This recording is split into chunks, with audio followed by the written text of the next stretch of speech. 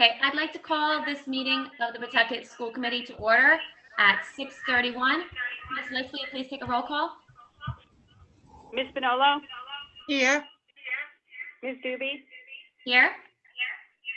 Ms. Grant, Here. Mr. Knight, Here. Mr. Larby, Here. Mr. Marino, Here. Mr. Charbonneau, Here. Please rise for the Pledge of Allegiance. I pledge allegiance to the flag of the United States of America and to the republic for which it stands, one nation, under God, indivisible, with liberty and justice for all. First item on our agenda is a presentation of building futures by Mr. Andrew Cortez. Dr. McWilliams, do you know the pronunciation?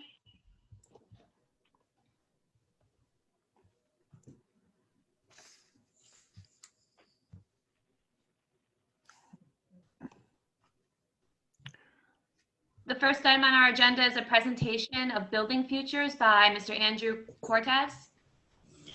Are we waiting for him to come in, Hirsch? I'm going to let him in right now. Okay, thank you.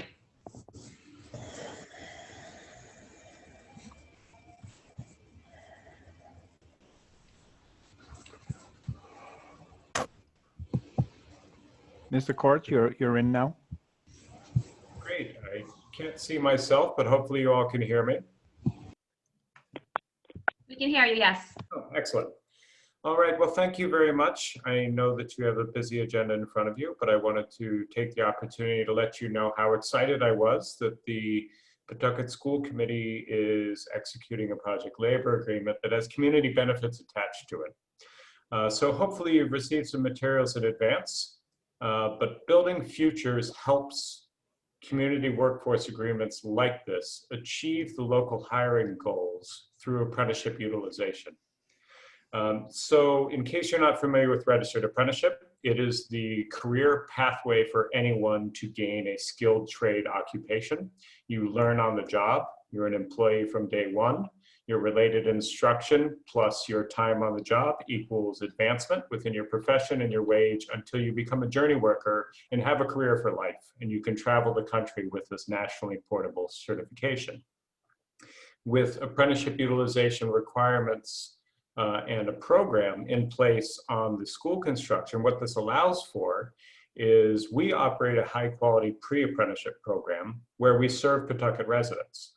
So Pawtucket residents can be trained through our pre-apprenticeship program, placed with the contractor on the actual school construction. And then we also monitor the project so we can demonstrate the labor hours achieved by Pawtucket residents and by new apprentice entrants on the actual project.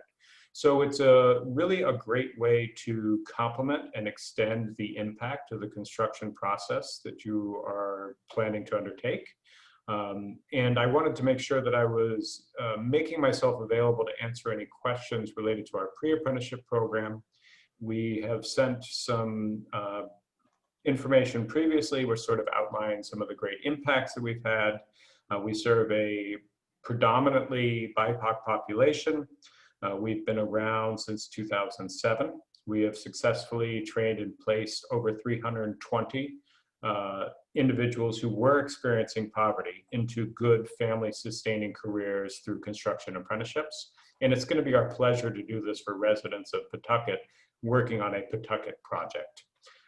Similarly, we are doing a similar hiring program right now on East Providence. And that program is going very well. And one of the nice things about the East Providence construction project and soon to be the Pawtucket construction project is it also allows for a direct connection to young people who may be graduating high schools within the Pawtucket system. One of the things I would like to offer to this committee and a good way to prepare Pawtucket residents for the potential career opportunities on this project is to implement what's called the MC3 program within the various programs of study that the Pawtucket School Committee offers. So I raise this because it's a service that Building Future offers to various high schools around the state. It is a way for students to gain exposure to registered apprenticeship and trade careers early. It is not a curriculum in and of itself, but rather it is a course that is embedded within an existing program of study. It's recognized by the CTE Board of Trustees, and it helps and provides a nationally recognized certification. So a young person, even if they're not ready to enter the trades now, can take that certificate, take it anywhere around the country, bring it to any building trades counselor around the country and say, I've been exposed to this, I've gone through this course, I would like to apply to become an apprentice carpenter, electrician, plumber, pipe fitter, sheet metal worker, whatever the trade may be. So primarily, thank you very much for your time. Just wanted to make sure that I made myself available to answer any questions there may be. We have been serving Pawtucket residents since our inception. Although the percentage is not as high as Providence where we're located, we always like to increase our Pawtucket numbers. And we look forward to making sure there's an explicit effort by the contractors employed building your school to hire Pawtucket residents. And really one of the most impactful thing is starting a new career for a young person, potentially who just graduated from Pawtucket high schools. So I'll just pause there to see if there's any questions. I know I sent some meeting information in advance. So the floor is back to being yours. Okay, thanks so much for that explanation. Ms. Manolo. How are they reaching out to the Pawtucket residents? I admit that, so most of our recruitment is word of mouth. The only populations we specifically recruit for are women. We are very much trying to increase the number of women who are entering the careers it's one of the few places where there's pay equity. That being said, just because we don't recruit normally doesn't mean that I would be happy to make a presentation to any Pawtucket community group or school that would be interested in learning more. Okay, thank you.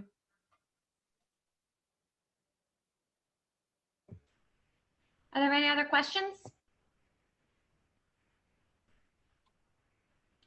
Okay, thank you so much for the presentation on building futures and for working with Pawtucket here. It's my pleasure. And if any questions come up in the interim, please feel free. My contact information is known to everybody. And I would love to follow up and answer anything else, provide a tour of our training facility, anything you'd like. So please feel free to reach out in the future. Okay, wonderful. Thank you. The next item on our agenda is public participation. Ms. List, do you have the list of people who have signed up?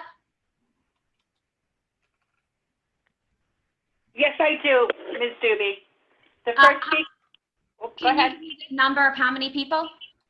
There's a total of 13. Okay.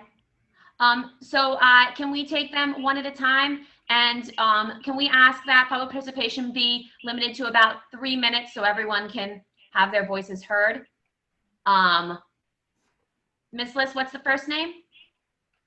Ms. Jill McNichols. Okay. Thank you. Hirsch, can you please let Ms. Nichols in? Yes, I don't see Miss Nichols on the list yet of the attendees.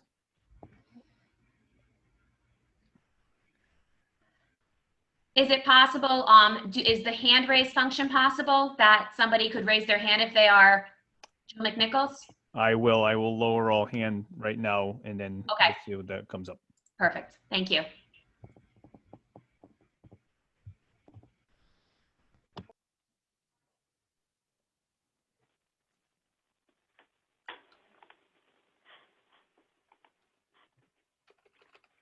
Okay, I have one here. I will allow right now. Great, thanks.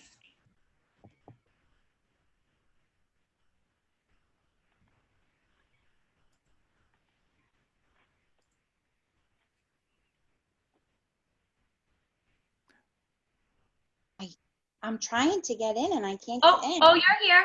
We can hear you. Okay. Ms. Sorry. McNichols? Okay, Yeah. the floor is yours. You have 3 minutes, okay? All right, thank you. I just wanted to begin by saying thank you to the school committee board for letting me speak to you all tonight. I'm just going to read so I can stay focused. Problem. So I just have some confusion as to why the decision to open schools whenever they may have deemed safe in the upcoming months, was given the green light for all grades and was suddenly halted. The district-wide data survey showed 76.4% response and 23.6% no response. The email sent by our superintendent clearly stated no response would be in person. The data was misinterpreted and therefore changes the survey to 64.3% in person and 35.7% distance learning. A statement was also made that students returning to school would have a difficult time acclimating to different teachers. For countless years, teachers have gone on long leaves, ranging from maternity leave, stress leave, surgeries, and even teachers simply leaving.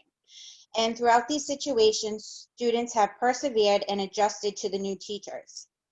A lack of substitute teacher has been an issue across the board for some time. And once you look at the job requirement, it becomes clear why a teacher's, they need a Rhode Island teacher certificate and bachelor's degree, not to mention the pay. Can you honestly say with the utmost honesty that the school department has seeked all roads that have been traveled by other school departments? Take Cranston. They have about 12,000 students and 20 schools to house them all. They've seeked all avenues and all students are learning in person / hybrid. They are even offering testing for COVID for students. Davies also has come up with transportation solution with RIPTA, and they offer it through 7 cities, not just Pawtucket. Mental health is critical to the development and success of our children in both school and life.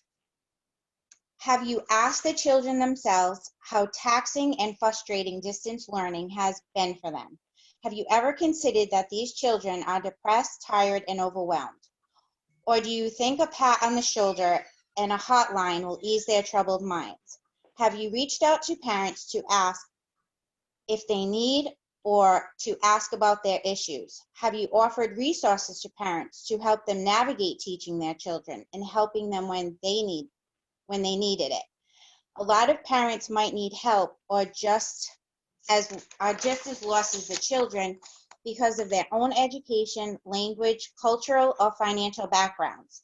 Have you noticed a decline in academic achievement? Failure to have academic growth and success to meet AYP standards can result in less funding, access to grants, and could even lead to closure of schools altogether. The end. Thank you, Ms. McNichols. Ms. Liss, can you read the next name? And can we try that hand raise function again? So just the person whose name is read can raise their hand. Can I just make a comment? I'm receiving several emails that no one is visible, and I myself cannot see anyone. Hirsch, can you check that as in the person who just spoke is not visible or no one is visible? No one is visible. I'm seeing everybody on my end. Do you all see everybody? Yep. Yeah, we do, but The person speaking there was not because she was on her phone, but we normally it's just a talking thing, but I'm seeing everybody here. The presentation, Mr. Cortez, he indicated that no one was visible, and a person who signed up for public participation, Mr. Braun, has also indicated that no one is visible. Hirsch, can I don't know if you want to troubleshoot it for a second, and then the only thing I can think of is possibly restarting the webinar. I don't know the difference. Yeah, I'm checking it I'm making a second instance of it right Let's now. just pause for a second to check that out.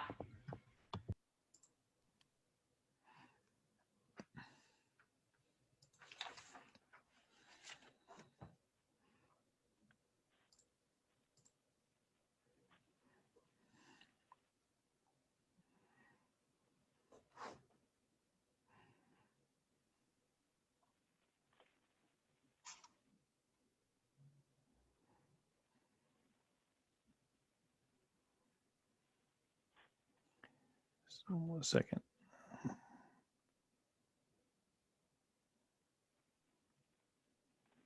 Hirsch, I just heard from someone who was in the audience, and they said it's not a problem. They can see us all. Yeah, I So I can don't see know it. if it's a matter of computers or what they're using.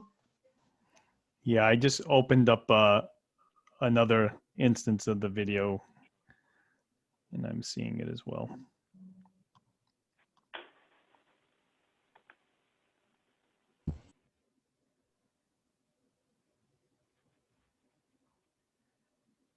Yeah, I can see everybody. Sorry, I just opened up another instance of the video, and I'm seeing everybody within the video on my Okay. phone. Yep. Okay, thank you. Ms. Liz, can you please read the next name? Mr. John McNichols? Okay. If Mr. John McNichols can just raise his hand, and then we can allow him into the meeting.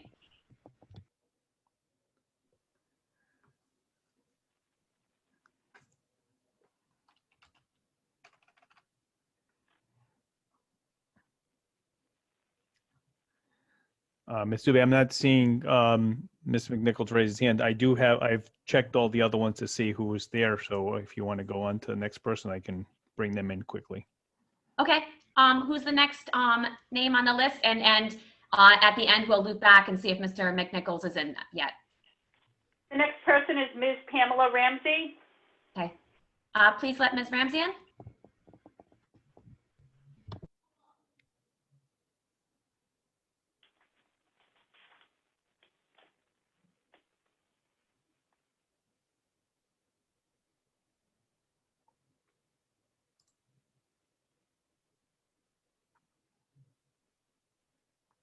Hi, can you guys hear me? Yep, we can hear you. You're all set, Ms. Ramsey. I just want to say sorry for my voice. I caught a bug the last few days, so my voice is like gone.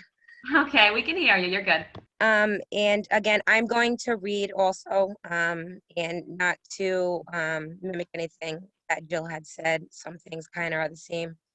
My name is Pamela Ramsey, and I'm a mom to a 6, 5, and 2-year-old. One child is in preschool, one is in person at Blackstone Valley Prep, and my oldest is being forced to distance learn from home. Distance learning does not work for my son.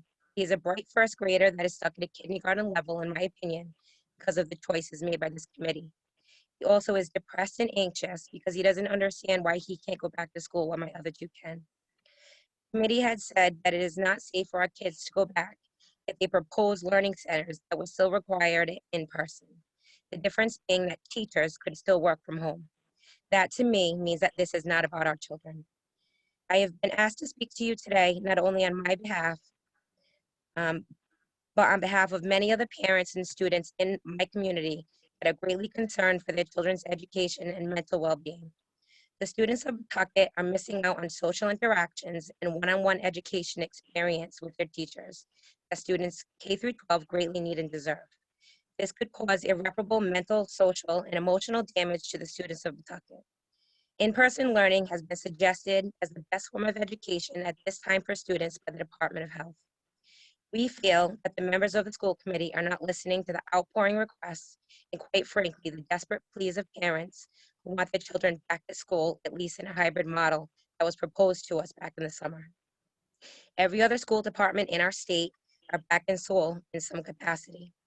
We believe there's no reason why Pawtucket cannot do the same, as there has been plenty of time to get a solid plan that is safe for our children to return. The survey results from the last survey were asked to complete in December favored in-person learning. I'm confident that the results for in-person learning would have been even higher due to the fact that we were told if we did not respond that our children would be automatically put in in-person learning. Many parents did not respond knowing that this is what they wanted. Many children do not have parents at home during the day to help with distance learning. Parents have to work. Many children are supervised by elderly grandparents, older siblings, and many with no supervision at all. I know of many children who are sitting in their rooms all day, unmotivated, depressed, unable to learn in this manner, and are failing.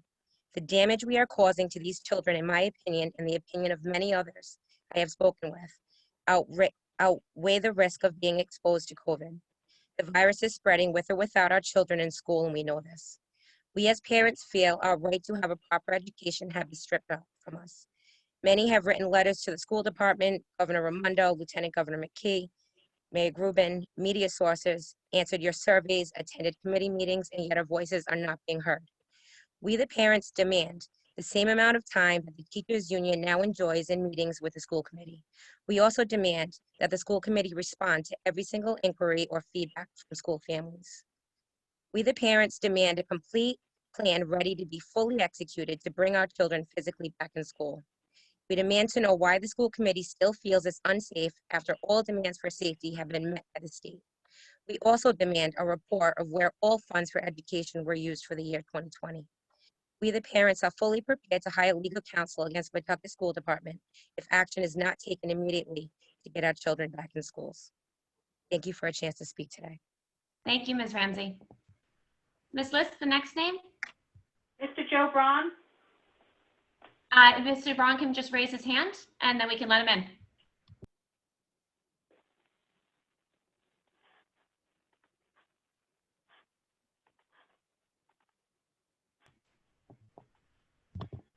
Hi, everyone. Can you hear me? Yep, we're good. Great. All right. Hello, and thank you for the opportunity to speak to you again tonight.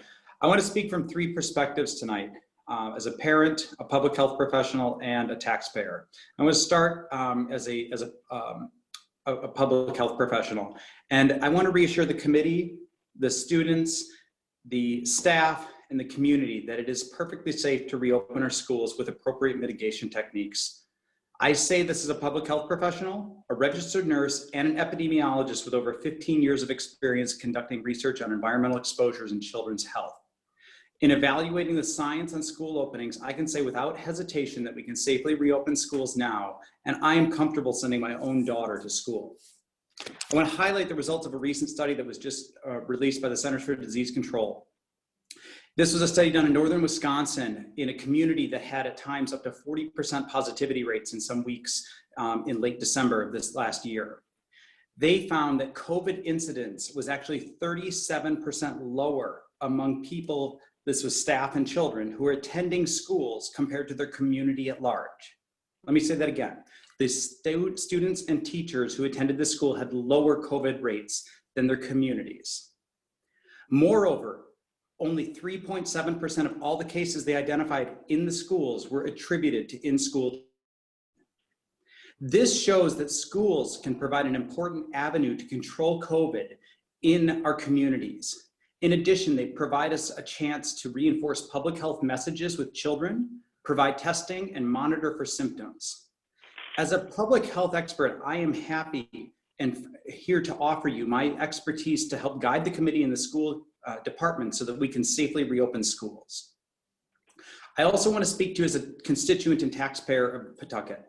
I'm frustrated, just like all of these other parents, that the committee continues to identify reasons why we can't open schools and not identifying reasons why we should. This committee does not seem to be taking a solutions-oriented approach to the problem in front of us.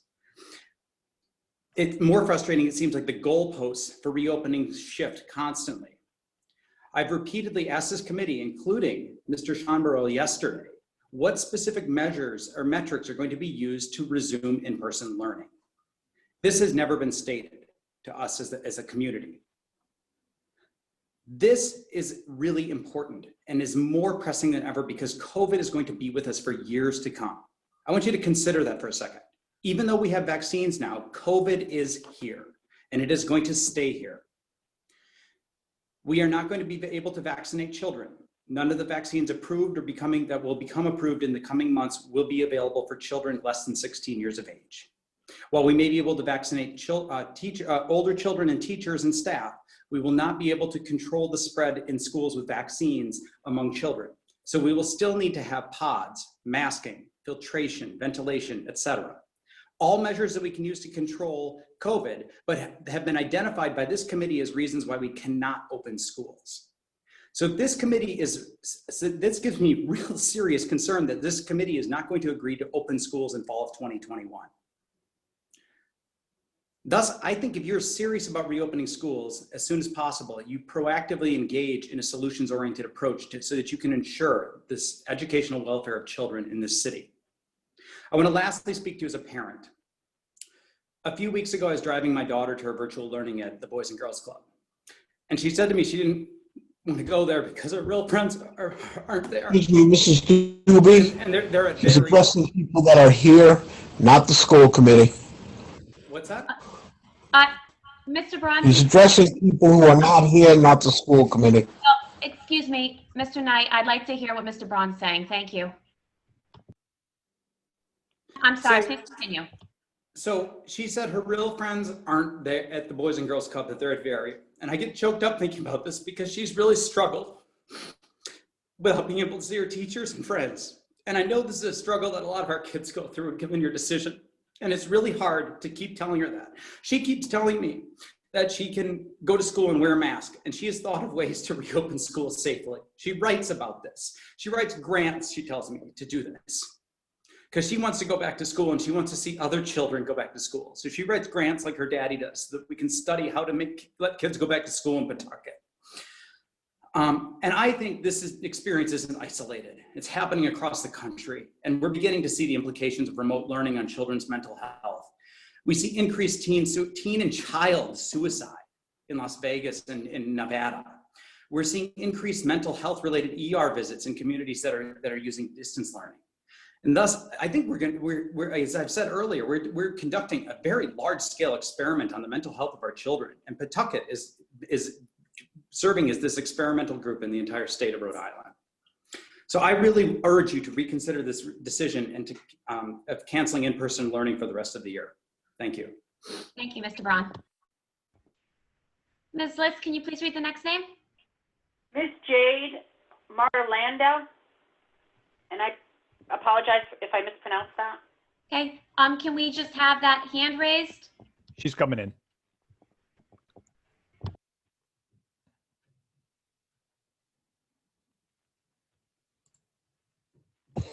You're, Ms. Marlanda, you can just correct me if I'm saying your name wrong.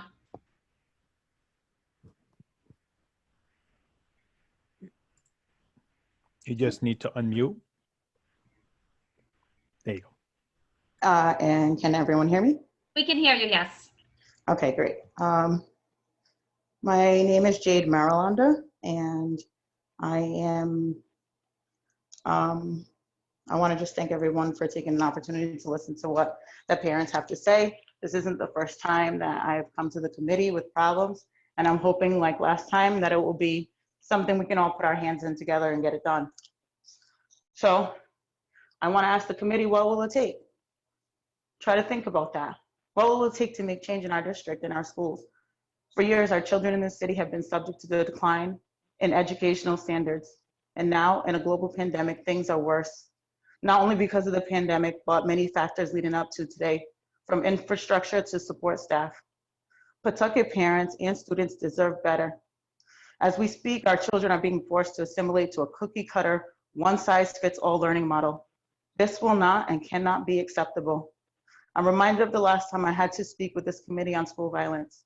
Again, asking the committee to support the needs of every student, to give parents the option that best fits the needs of their children. Parent choice has become just one more thing that our students lose, especially when the state and federal government have done a lot to aid the back to school efforts. The state issued COVID-19 related supports, PPE, ventilators, and other funds. And yet here we are with the school committee's last decision, closing schools indefinitely for the 2020-2021 school year. Let's think for a minute about our transitional students. Last March, our pre-K, 4th and 5th, or 7th graders and 11th graders left school and will transition to new schools at the end of this year. What that means for transitional 7th graders is that they will serve their final year as 8th graders and move into high schools.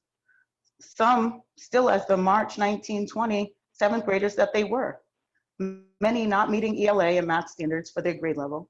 The consequence of school closures have halted our students' development in all areas, including but not limited to core subject content areas, social emotional learning, conflict resolution, peer experience, soft skills, and citizenship.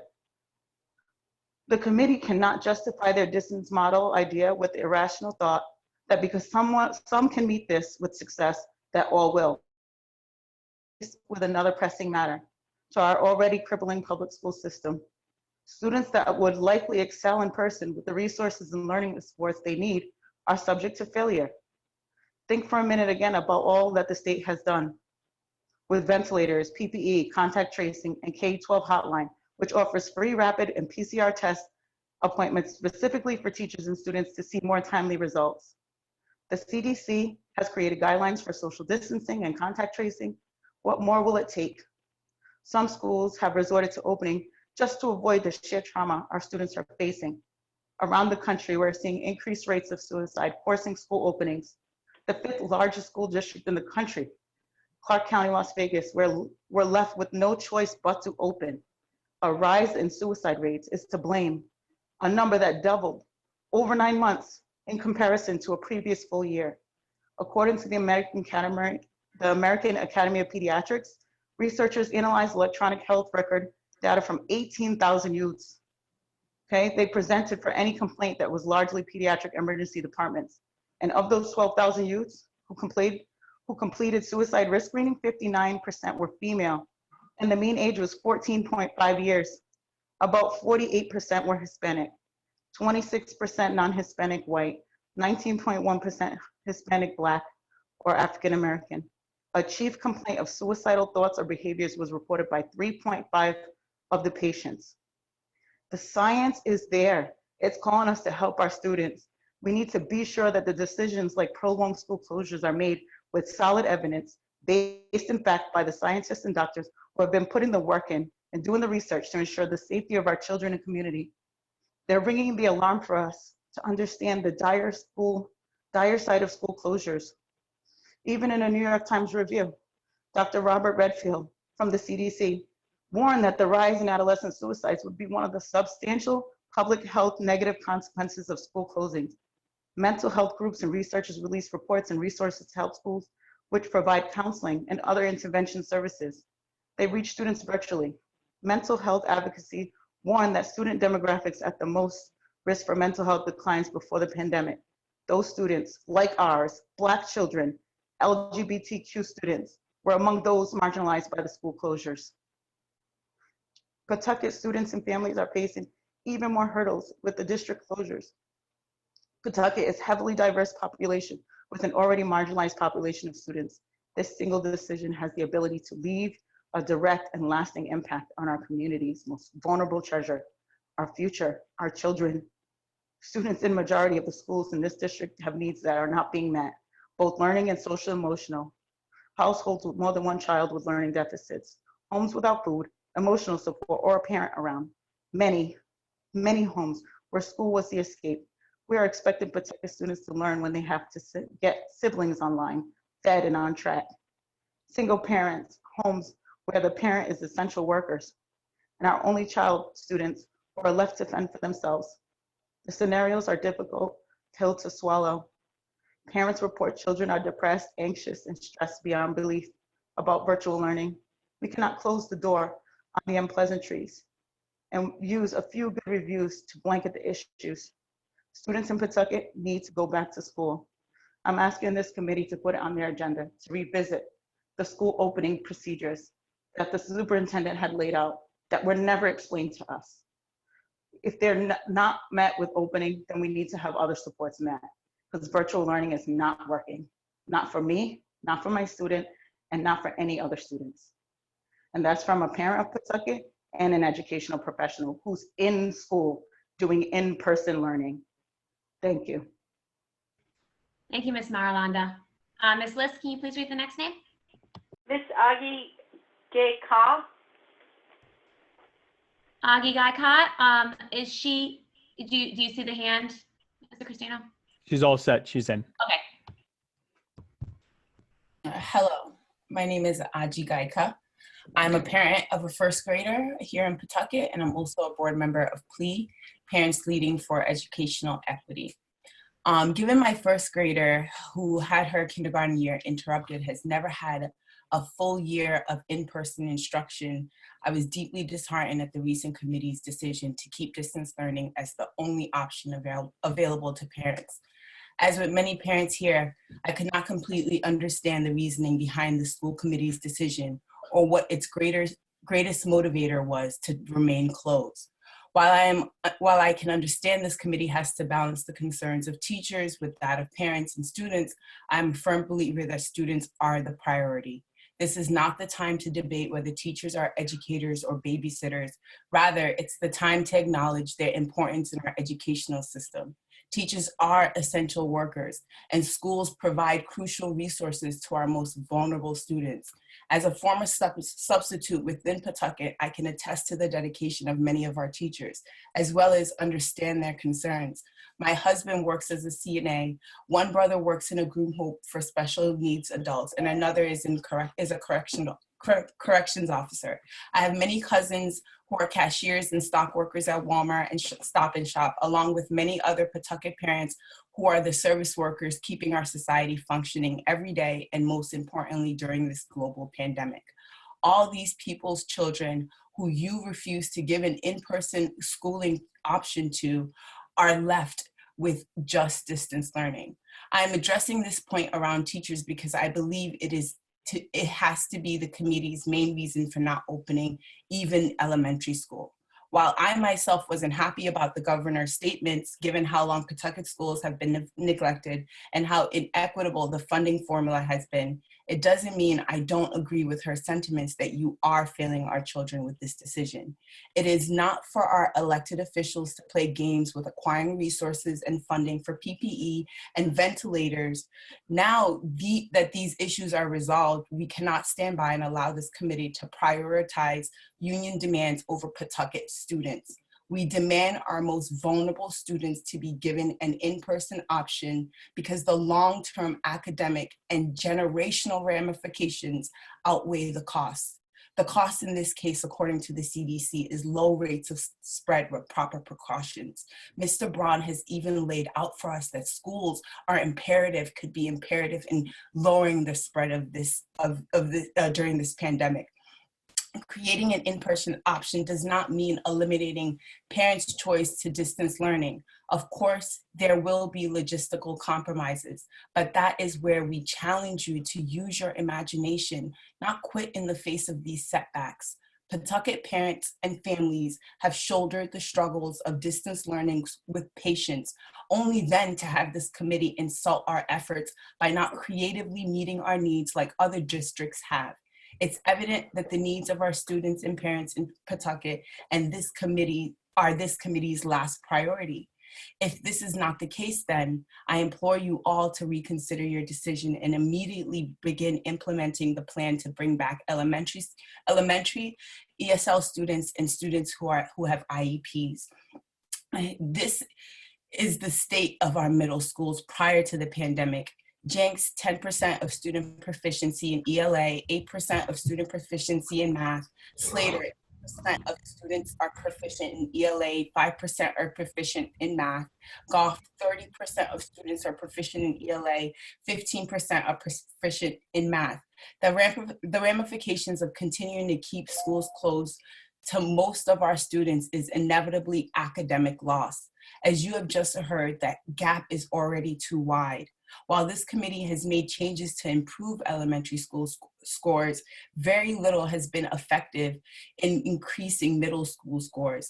Do these students matter? I want to reiterate, one size does not fit all. Not all students' needs are being met through distance learning. Working from home and doing distance learning with my daughter, I can see the struggles, breakdowns of students in daycare facilities or who are with non-English speaking parents or relatives. Who is standing up for students? Again, I hope you reconsider your decision, and I hope you hear these parents loud and clear. Thank you. Thank you, Ms. Gagha. Ms. Liz, can you please read the next name? Mr. Laman Jallo?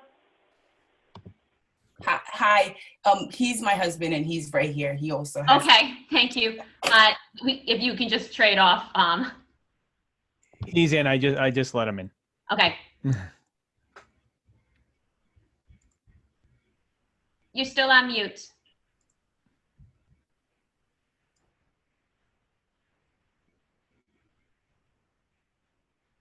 I see you in the meeting, but I just you're on mute there.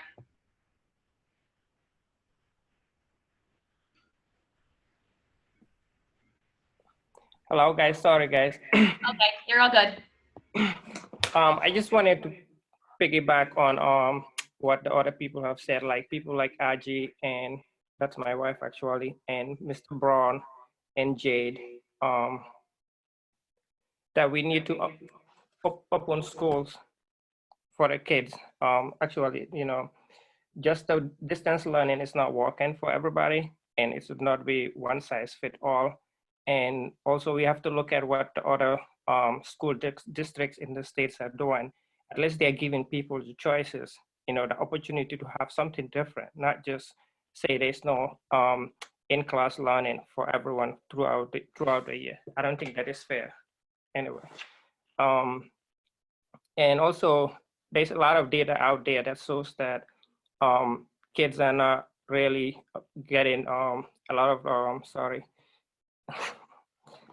well, kids are not getting sick from interacting with their teachers a lot, or they're not actually like giving the disease to the teachers. So we should actually consider other options. Thank you, guys. Thank you, Mr. Jallo. Ms. Liz, can you please read the next name? I'm all set. Thank you, guys. Oh, thank you. Miss Janie Segu? Janie Segui, Hershey good? Yep, coming in.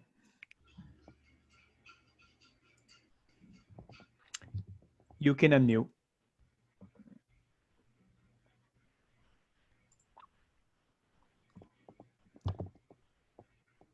We can see you, but you're still muted.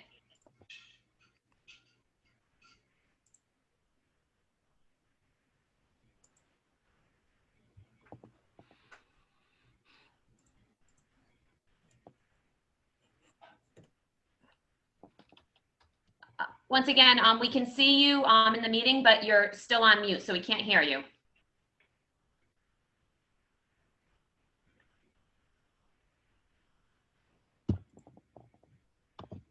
Hirsch, is there a shortcut for Ms. Segui to unmute? I am actually clicking the Ask to Unmute button. Okay. So.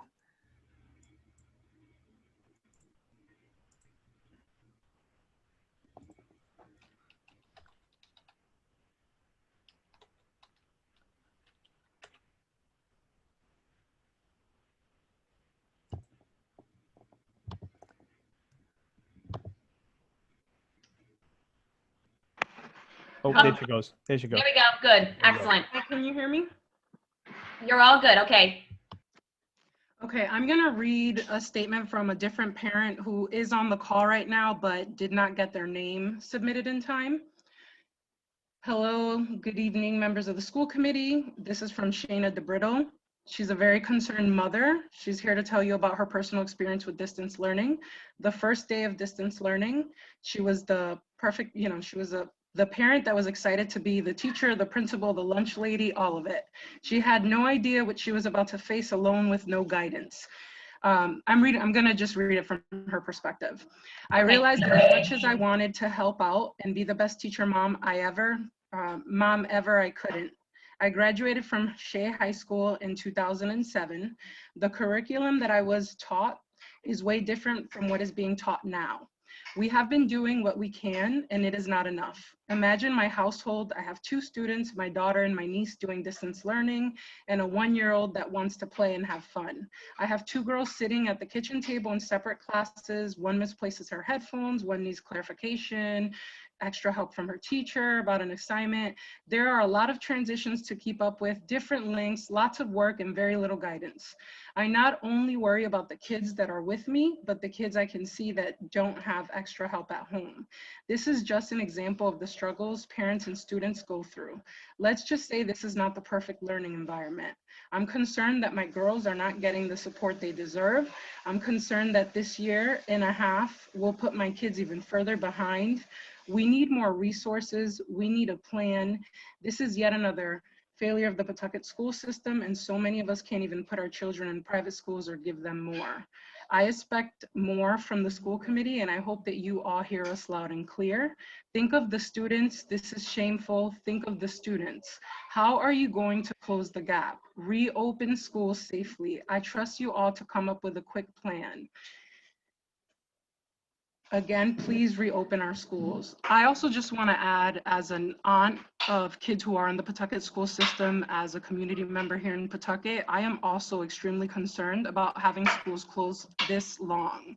For any kindergartner who went home in March, for them to return, and given the reasons that were cited in the last school committee meeting, these factors could potentially still be in place in September. The vaccine rollouts have been extremely slow. We're vaccinating about 1% of the population at this time. Are we going to be fully vaccinated by September? Probably not. And there's a lot of debate about whether teachers should be prioritized or not in the vaccination process, and that's not even clear. And the reality is that a lot of districts have had to make a lot of decisions in terms of whether, and parents should also be allowed to weigh in on that, whether they want their kid to have a different teacher or not.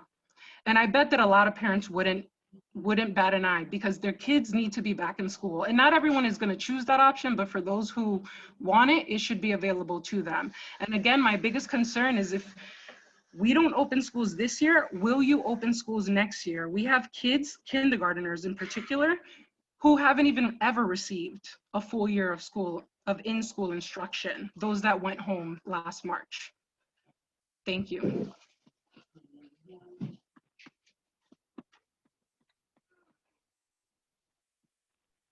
Helen, you're muted. Sorry. Thank you, Ms. Segway. And Ms. List, the next name? Ms. Lauren Conkey. Hirsch? Coming in right now. Thank you. Video. Ms. Conkey, you're all set. Hi. Hi. Thank you for the opportunity to speak tonight. Like many others before me, I would also just like to address your premature decision to keep the majority of Pawtucket school students on distance learning for the rest of the year. As you've heard again from other parents before me, I am also incredibly frustrated by this decision to throw in the towel in January, knowing that many things can change between now and June, and knowing, as others have said, that we are going to be living with this virus for a very long time, and we need to figure out how to do so. The data has shown that schools can open safely, and I know that you've heard tonight about the studies. The logistics of opening schools are going to be really complicated, especially at this part of the year. We know that it's not going to be easy, and we understand that your job would be incredibly difficult in order to make this happen. But please do not use the potential disruption to our children as a justification to not even try. My daughter's in first grade. On the first day of kindergarten last year, her teacher had to leave school unexpectedly due to medical issues. She then proceeded to have 4 different substitute teachers in as many months. Her regular teacher came back to school just before everything shut down. The constant rotation of teachers who did not know the students in the class or the routine was what I would classify as incredibly disruptive. And yet, even that proved to be better for her social emotional health and her education than learning at home. She thrived in school and continued to learn despite that disruption. Contrast that to today. She's been home for nearly a year and spends her days largely ignored. My husband and I are both work full time. We're unable to manage our workload as well as her education. At the age of 7, she's had to learn to navigate a computer and be completely self-directed, the things we did not expect to be teaching her at this age. Her teacher, has been trying her best to navigate under the circumstances, but at most she receives 1 hour of live instruction a day. So she's taught by computer programs the remainder of the time. She's suffering from loneliness, social isolation, and vision problems from the amount of screen time she's been experiencing. She's no longer interested in school, and she's not motivated to complete her work. Distance learning really is not a good option for our children. Our first graders have had so little in-person instruction at this point. In many ways, they're still kindergartners themselves. I fear the long-term impacts that will happen on all of our children's health and education if they don't set foot inside a school building until next fall or even later. Please stop telling us that this is the best that we can do for our kids. I just implore you to reconsider your decision and find a way to safely get our students back into school. Thank you. That's all I'll say. Thank you, Mrs. Conkey. Ms. Liss? Ms. Jasmine Sequeira. So this next person, I do have a Jasmine in the attendees. Could you If we could just do the hand raise again, if that's working, Hirsch. I actually can't see the participant list, so I don't know if that's Yeah, working. that would be great. I just don't have the last name, so.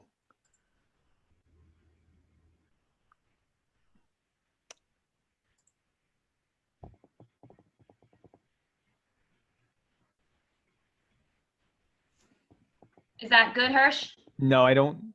Ms. Sequeira, if you could do a hand raise. can you just direct her how to do that if maybe she doesn't know? Hold on one second. I think it is her.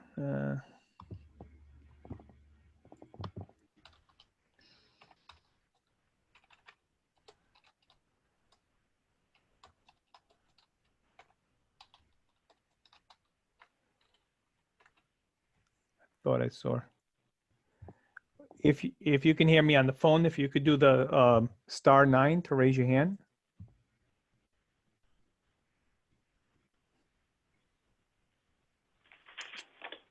Ms. Dubé, I could let her in, and if it isn't her, we could back out. Okay, that works.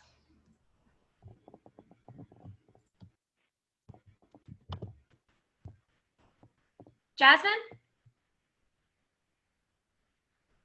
You're just muted. I think now. that might have been someone else, I think, because she left. Okay, okay. I'll look out in case she comes back in. And then I'll let you know. If she's in the audience, could you please raise your hand? And if we don't see that, Ms. Liz, we can move on to the next person and then try to loop back to see if she's joined us. The next person is Ms. Sarah Kozlowski. Okay, I do have Sarah in the Okay. So I'll let her in.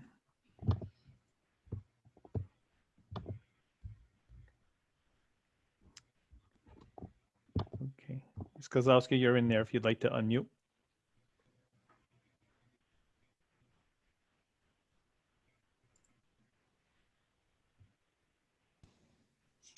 There you go. Good evening, everybody. I am a parent of a first grade student at Berry Elementary. I just want to reiterate what most of my neighbors have said this evening, that distance learning is not working for our children. I too work from home and I'm working a full-time job and also homeschooling my child full-time. And I don't know that I need to make another compelling case as to why this isn't working for children, but the school committee this evening has struggled to figure out Zoom, and we're all adults.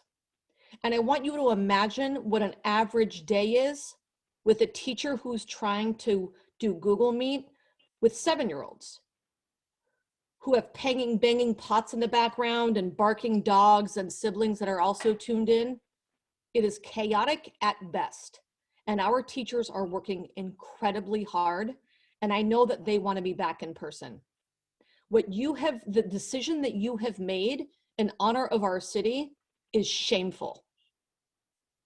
Our children are suffering, and we have voted all of you in office to vote for the needs of this community and the children in this city.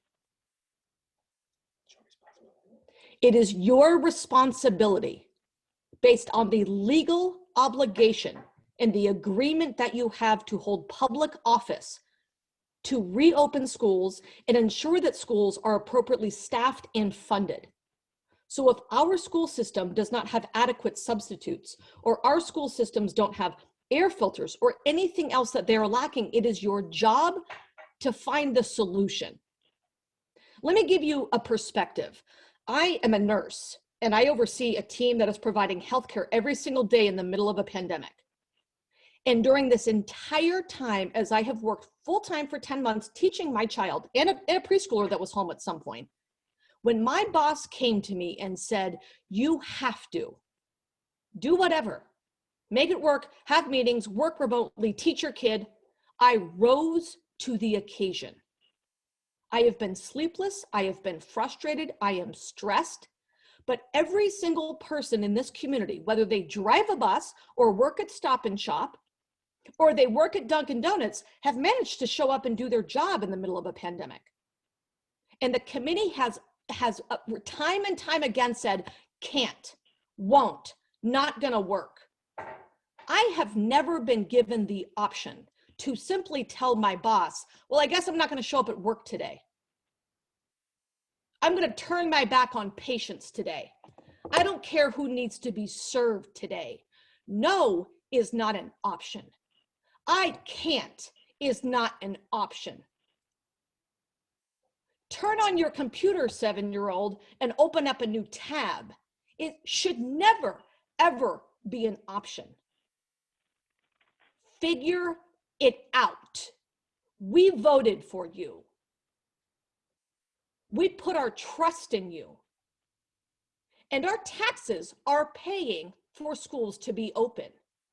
So I am asking each and every one of you to be reminded that you are at service of students, teachers, parents, and constituents in this town, not your best interests.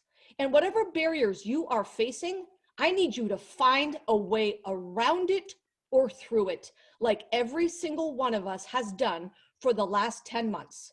When my boss puts a barrier in front of me, I push through it. I innovate, I change, I'm creative, I think outside the box. That is what the entire world has asked of us for 10 months. The rest of Rhode Island has figured it out.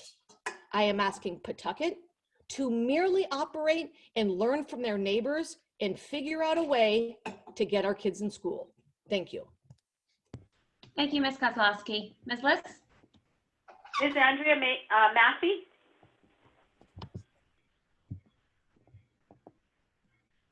She's coming in right now. Thanks, Harsh.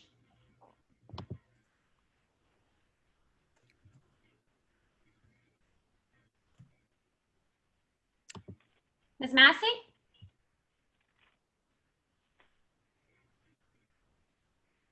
You're in, but you're on mute.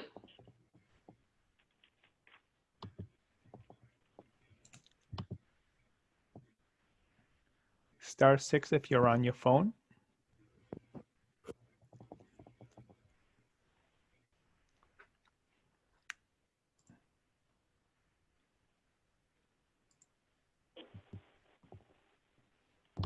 Ms. Massey, you are still on mute, okay? So we can't hear you. I'll let you know if we can hear you, okay?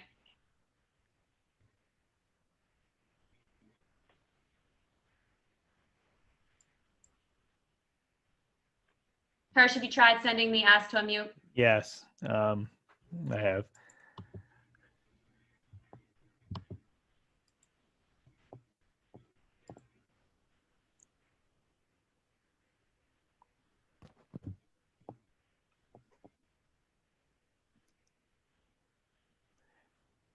You're still on mute. There's a, I'll do an ask. You should get a pop-up.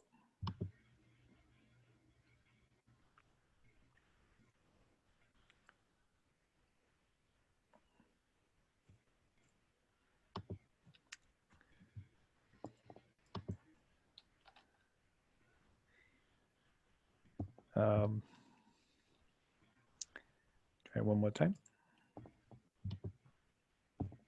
Hirsch, hold on 1 second. Sure. I just got a text from her. Okay. She just got knocked out. All right. Let me check again. You know what? That's what it said. Let me move. Can you hear me? Yes. Oh, yep, there you You're all go. good. Okay. Massey, you're all set. Okay, perfect. Thank I you. just had a quick question. I understand, different reasons for not being in school. I get it. But I have a 11th grader, and the social distancing classes are a big problem. Some classes are 5 minutes long. Some classes are 10 minutes long, and they're told, do what I assigned yesterday and I'll talk to you tomorrow. And then the teachers sign off. You talked about how distance learning is working great, and I will say some teachers are on for 40 minutes teaching the whole entire time. So if this is your answer, then that still needs to be worked on, because that's not working either. That's just my little speech for tonight. That's it. Thank you, Ms. Massey. Ms. Liss? Ms. Allison Welsh? Okay. Coming in right now.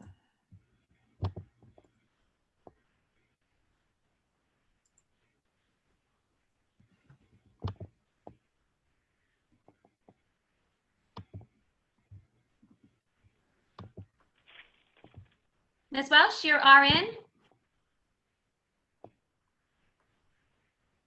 There you go. Hi, can you hear me? Yep, you're all set. Okay, great, thank you. So my name's Allison Welsh. I am a mom of a first and a fifth grader.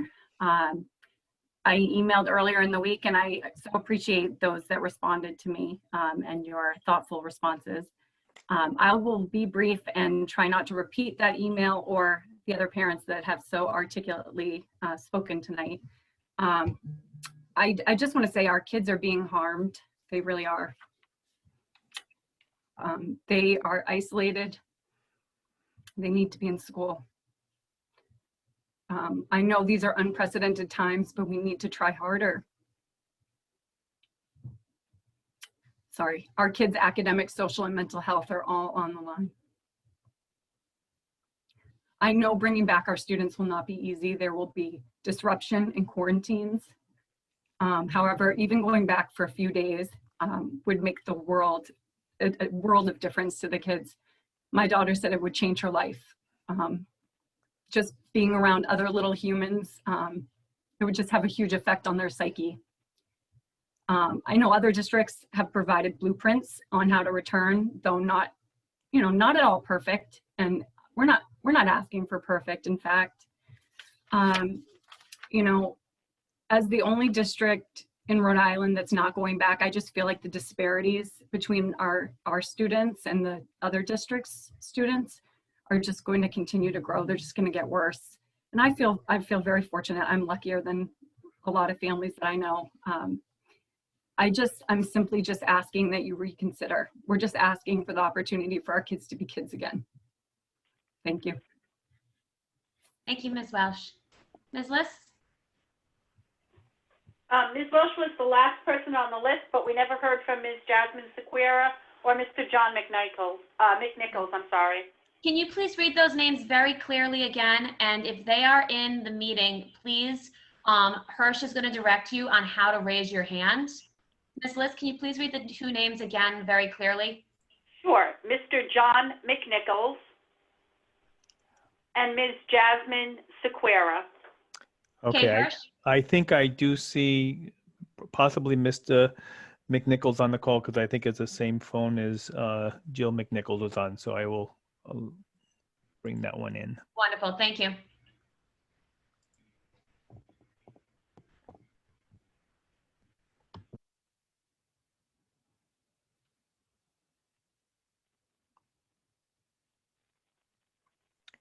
Hello, can everyone hear me? You're all set, good. Oh, thank you very much, folks. I apologize I wasn't here earlier. I just came off a 32-hour straight shift at the COVID-19 field hospital. So I'm just going to keep this short and sweet. We've heard from all the parents this evening. So I think I'm just going to give you a student's perspective, which would be my student. She had emailed the committee. I'm sure some of you may have read it, some of you may have not. And if anyone is listening, here goes. It starts, before I begin this email, I would like to give a brief explanation on why I am writing it. I, among my peers, have faced nothing but extreme social and academic struggles and stress since the beginning of the school year, and I feel that it is best if I provide a voice for these struggles. When school shifted into distance in March, I wasn't sure of what to think of it. A few months before it had been rough, and perhaps being home was what I needed after so long of feeling alone. Yet after the first month, I came to realize it wasn't. Nobody knew what to do. I was teaching myself subjects I could barely understand, and the only way to get through the remaining months of school was focusing on passing and not understanding. I would cry over schoolwork, and no matter who helped, it didn't click. And socially, I felt alone, with nobody to talk to, no one to go to. I have my parents, but sometimes you need your peers. I finished the school year passing, but nothing ever stuck, and I spent the summer enjoying myself and finally building myself up again. But this is just my experience with the beginning of distance. When I look back at it now, it almost seems easier to be left with all these things to do rather than sit in front of a screen for hours on end, unable to do anything, crunching time and losing sleep. My teachers this year are wonderful, and they try. They really do. Yet sometimes I feel like we've been given up on. The teachers can only help so much, but there's no true practice to anything we do. We just do it to get it done, and if we fail, it's our fault. Things don't click through a screen. I've never struggled this much until now, sobbing well into the night because I feel like my performance is inadequate in my classes when really it's just fine. I'm crunching tests and assignments and projects and final assignments like crazy, and it's all on me. No guidance if I truly need it, because through a screen, there's only so much a teacher can do so far away. Academically, I am stressed but secure, like most of my peers. And sure, being at home keeps us safe from the looming threat of COVID. There's no cookie cutter answer to the situation though, because being at home, left alone with piles of work and no break, no social interaction, has done nothing but cause my mental health and my thoughts to plummet. There is laughing with friends and seeing faces, feeling secure with what I'm doing. I'm trapped in my own head, overwhelmed and depressed, and craving any kind of change, even a sense of normalcy.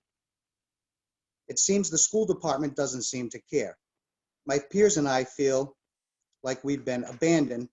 They don't take the time to really check up on how we're doing. Days where we wouldn't ever have school. They give us more to do. Breaks are shorter, weeks just fly by. Most of them are spent catching up on the work that we missed. And they make no effort to check up on us, the students, to make sure we're okay, that we're learning and enjoying our experience, even from afar. I speak for so many I go to school with when I say we're not. School doesn't give me something to look forward to anymore. It just makes me sad and stressed, and I wish I didn't have to go at times. I feel as if the school department and the committee with it gave up on us before anything could get better. This year has barely begun. COVID vaccines are rolling out and the spring is approaching, but maybe I'll never know if I stood a chance of going to school because they pulled the plug on us. Abandon the people who really matter, us, students. Maybe this email won't mean much, maybe it will. I'm tired of fighting, and so are my peers, because we know it may not change much, but perhaps it will, and perhaps today maybe it will. I guess I won't know. I want to keep my identity anonymous because I want to be a larger figure of my peers, a person to gather behind as a whole, but I'm also uncomfortable with being known. I don't want to put myself out there because I've drawn enough attention to myself in the past, but today I will. And I hope whoever reads this understands and hears this, just how their decision to cancel school has affected us as students. Before we lose faith and hope, and the days start getting grayer as they go on. Thank you very much. And that's all I have to say, folks. I wish you well. I hope you're all safe, and thank you for hearing us out this evening. Thank you. Mr. Cristino, do we have that last hand?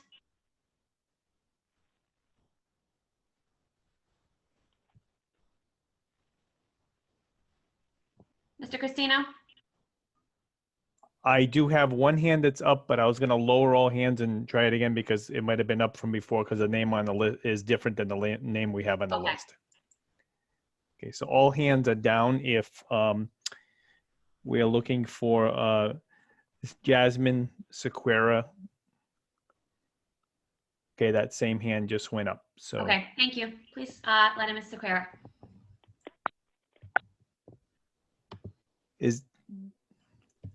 Hi, I'm not Miss Sequeira, but I think I joined late to the Zoom. I'd still like to talk, but I don't want to take Miss Sequeira's time away. Oh, I'm sorry. We do have it on the agenda that you need to sign up in advance. I apologize for that. So I can't say anything because of a rule? Yeah, because it's posted on the agenda, so it wouldn't be equitable to other people who might want to speak at this moment as well, because it's clearly spelled out. But I thank you. Is there another hand raised as well, Mr. Cristino? No, there is not. I just lowered all hands again.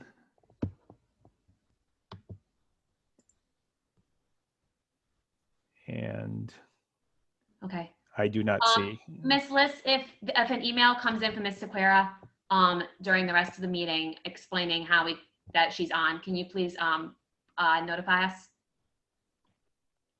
Yes, will do. Okay, thank you. We will move on to approval of previous meeting minutes, 1/5/21 and 1/12/21. Second. Motion to approve both by Mr. Marino, seconded by Mr. Larby. Any discussion?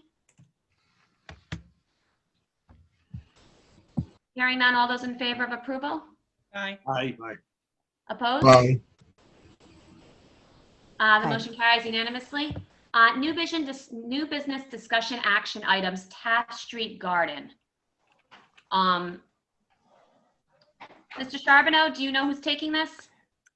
Yes, we have Hirsch. I do have the list. I can put them in right now for you. Okay. There is, Ms. Doobie, there's two people. It's Andrew and Patricia, and I'm going to bring them in right now. Okay, thank you.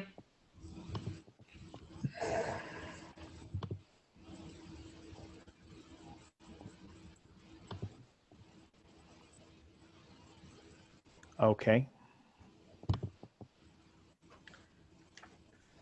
Mr. Kennedy and Ms. Kinghorn? She's muted. Ms. Kinghorn, you're on mute.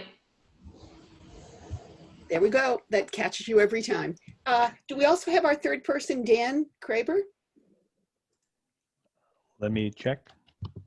He said he might be a little bit late, but We do. I can. okay. Let So he's you- going to start. He's actually going to start. Then Andy has a few things to say, and then I will finish up and answer any questions. Okay, thank you. Thanks, Pat. Great. And actually, can I make a request that we invite one more person in? Brian Kay, I believe, is also in the crowd. I didn't give you that in advance, but I'd like to bring Brian in too, if we could. Okay. Okay, I found Brian right there. He's coming in right now.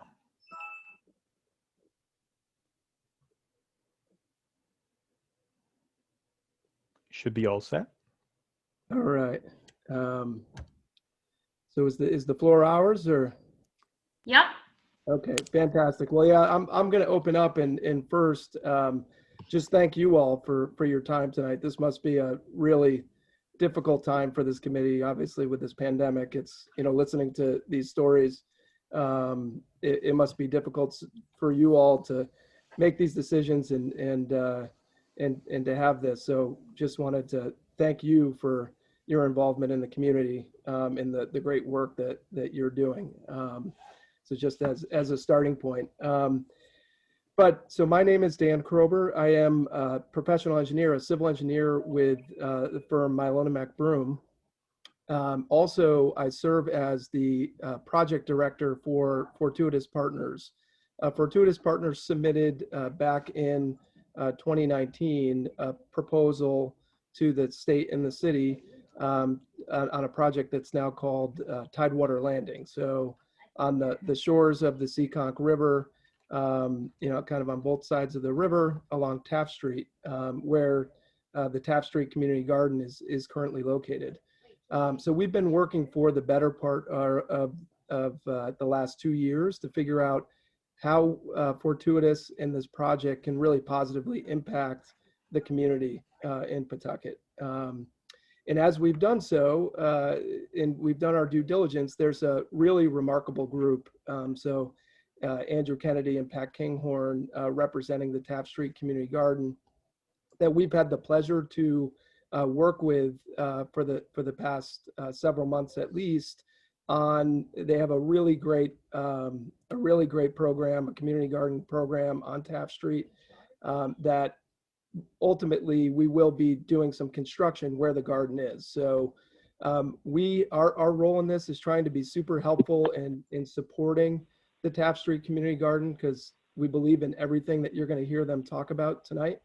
And we think there's actually a program that they can bring to the Verrier School site that could really be an incredible program for the kids in your school program.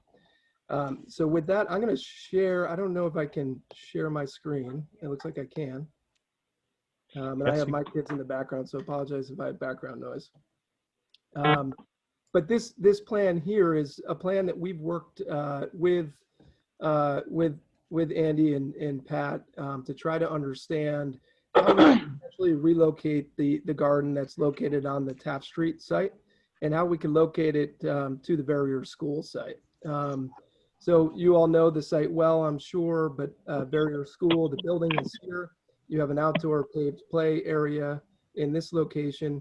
There's an area now between a paved driveway, and this is just kind of south of the main parking lot, that right now is a lawn space, not really utilized for much other than a grass area. And that's between, over to the east is a property that's owned by National Grid. National Grid is actually going to be Fortunatus's landlord on the stadium. That's part of the Tidewater Landing project. So we have a good relationship with National Grid, but this for the garden, that would be located on the Verrier School site.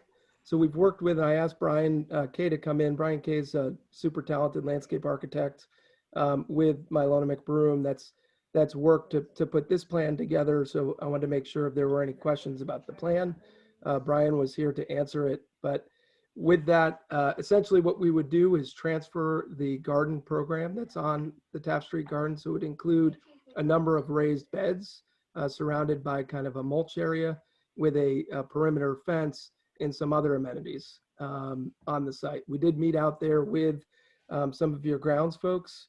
And at one point we actually had the garden located a little bit further north on the site.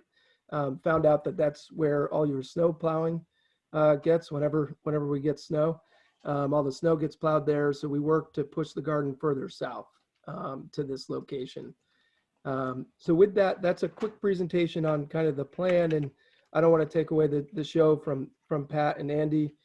Happy to answer any questions after they finish, but I think they have a short presentation for you. Can I ask a question before we proceed? Yes, If so, the city of Pawtucket owns the land that the school is on. I understand if our students are going to get involved, then maybe we need to be part of the plan. But I'm not really sure. Are we voting tonight, or like, did the city give them permission already to use this land? Yeah, I can give you some background, and if anybody else wants to chime in.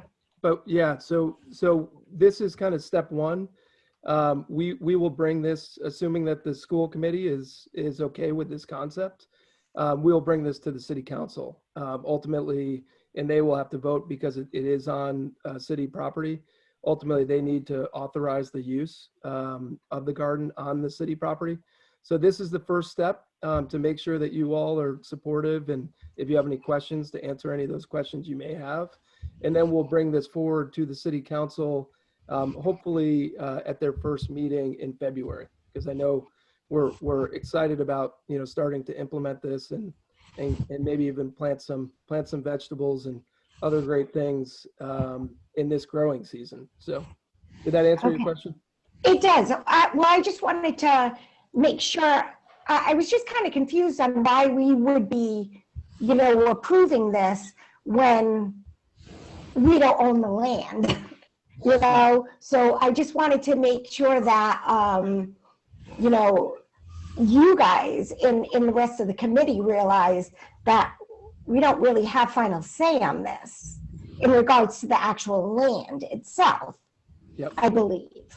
And Bill, please chime in if I'm incorrect. That is my understanding, but certainly I'll let Deputy Chair speak to that. Mr. Conley, I believe Ms. Grant was asking, so are we basically getting a presentation that we're going to ask questions on to clarify, but we don't actually have any voting power to be able to say that we approve this for our land? Am I correct? That's correct. Okay, but I thank you for the presentation, and we'll definitely ask any clarifying questions that we have as a committee, since this will be right next to one of our schools and obviously maybe a part of our students' lives. Thank you, and please, I look forward to the remainder of the presentation.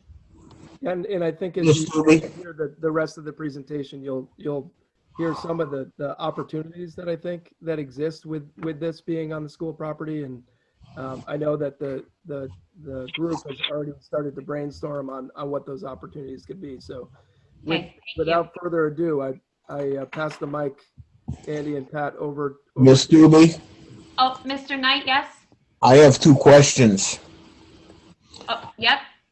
Number one, are they planning to get the water from the various school? Yeah, so that's a detail that we need to work out. There will need to be water. We'll either need to have a new tap on the main to bring water into the site, or we'll need to work out access to water.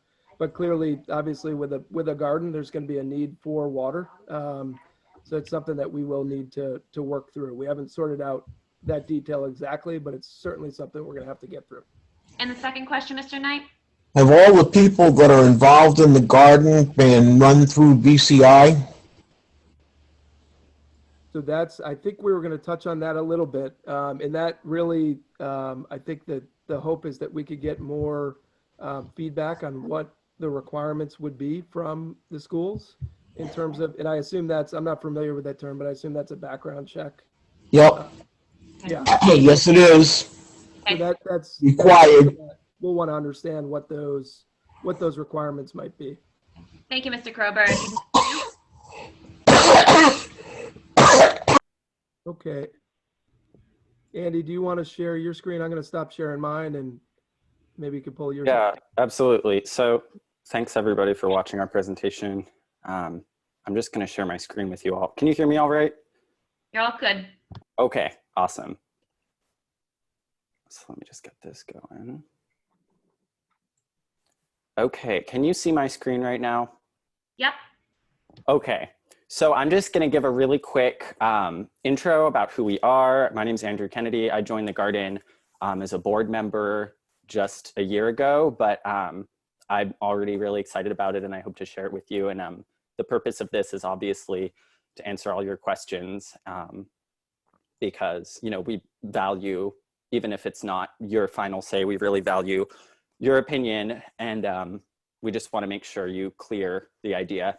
So, you know, we're the Taft Street Garden. We started in 2016. A group of locals saw the space on Taft Street and really saw the potential. And in 2017, they got the approval from the city. And since then, it's just been nothing but awesome, you know, growing fresh vegetables for the community. So our approach is a little bit different from other community gardens, and I'm going to go over that. But I'll just say it's actually what brought me into the garden was this unique approach, which is group gardening or group tending the beds, which means that all of the gardeners involved and all the volunteers all tend to a communal plot, and we don't have individual beds for each gardener to have their own little section. We have, you know, beds that everybody group tends, and it creates less work, and it's easier for people to join because you can kind of lean on the expertise of the others. And so it's open to everybody. It's free. We do not charge people to be part of the garden. And like I said, it helps with newcomers share, you know, the experience. People can share their experience with the newcomers. So that's really exciting, and it's what drew me in. And we value drop-ins too. So we like to engage the community, bring people in, and you know, families nearby. We want them in our space gardening, and we don't want to put up barriers to them. And you know, obviously, we're going to discuss the boundaries around that with the school, but this is just our ethos. This is what we've been doing in the past. We're obviously going to have to adapt it to the new site. But you know, another great thing about our organization is we have a lot of experienced people, and they're basically helping to educate and train drop-ins, newcomers, people who have a passing interest. So we're really bringing people in, and it's an awesome org. I'm just going to breeze through our values. You know, community, obviously we're really entrenched with the community. We care a lot about the people in the area. Access to food, I think, is becoming a more and more it's just becoming more and more challenging to get food. So we really believe in access to good, healthy food.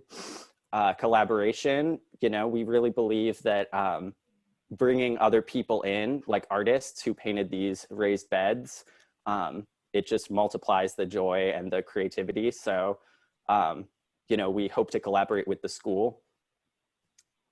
Obviously, gardening, it's the definition of hands-on learning, getting your hands dirty. So we believe there's an educational component too. And we really want to make receptivity and openness and transparency part of what we do. So we are very receptive to feedback, and that's why we're here right now, is because we want to, hear it all. And, stewardship to us means taking care of the land, picking up after yourself, being clean, being healthy, and taking responsibility for the effect we're having in the places that we are. And the last one I'll say is just beauty. We really believe in making communities more beautiful. So, how do we measure what we're doing, and, what is the impact we're having? How do we gauge that? I'm gonna go over with you just really quickly. I'm gonna breeze through how we took records, meticulous kind of numbers about what we do to measure our impact. And I'm gonna go over the 2020 highlights. So this past growing season, even with COVID, we were able to grow over 35 different kinds of edibles. So that includes like greens, root vegetables, all kinds of stuff. We really keep it diverse. And we actually grew in a small spot on Taft Street, 728 pounds of produce just in this one growing season, even with COVID. So we're very proud of that. And each week when we get together and do our group gardening sessions, we average 10 pounds per week. And on one day, we even brought home 43 pounds in just 1 week. So, we're churning it out. And as far as people showing up, we had 272 volunteer appearances, which is not 272 separate people, but rather 272 incidences of people showing up, and 25 of those were new faces, even with COVID. So, we take records, we are meticulous about that. We record when new people show up, we record how many people are there at a time. And, we think it's all for the benefit of just understanding our impact. But that's all I have to say about the garden. I just want to keep it quick. And maybe I'll pass it over to Pat to talk about the relationship we're hoping to have with you, the school.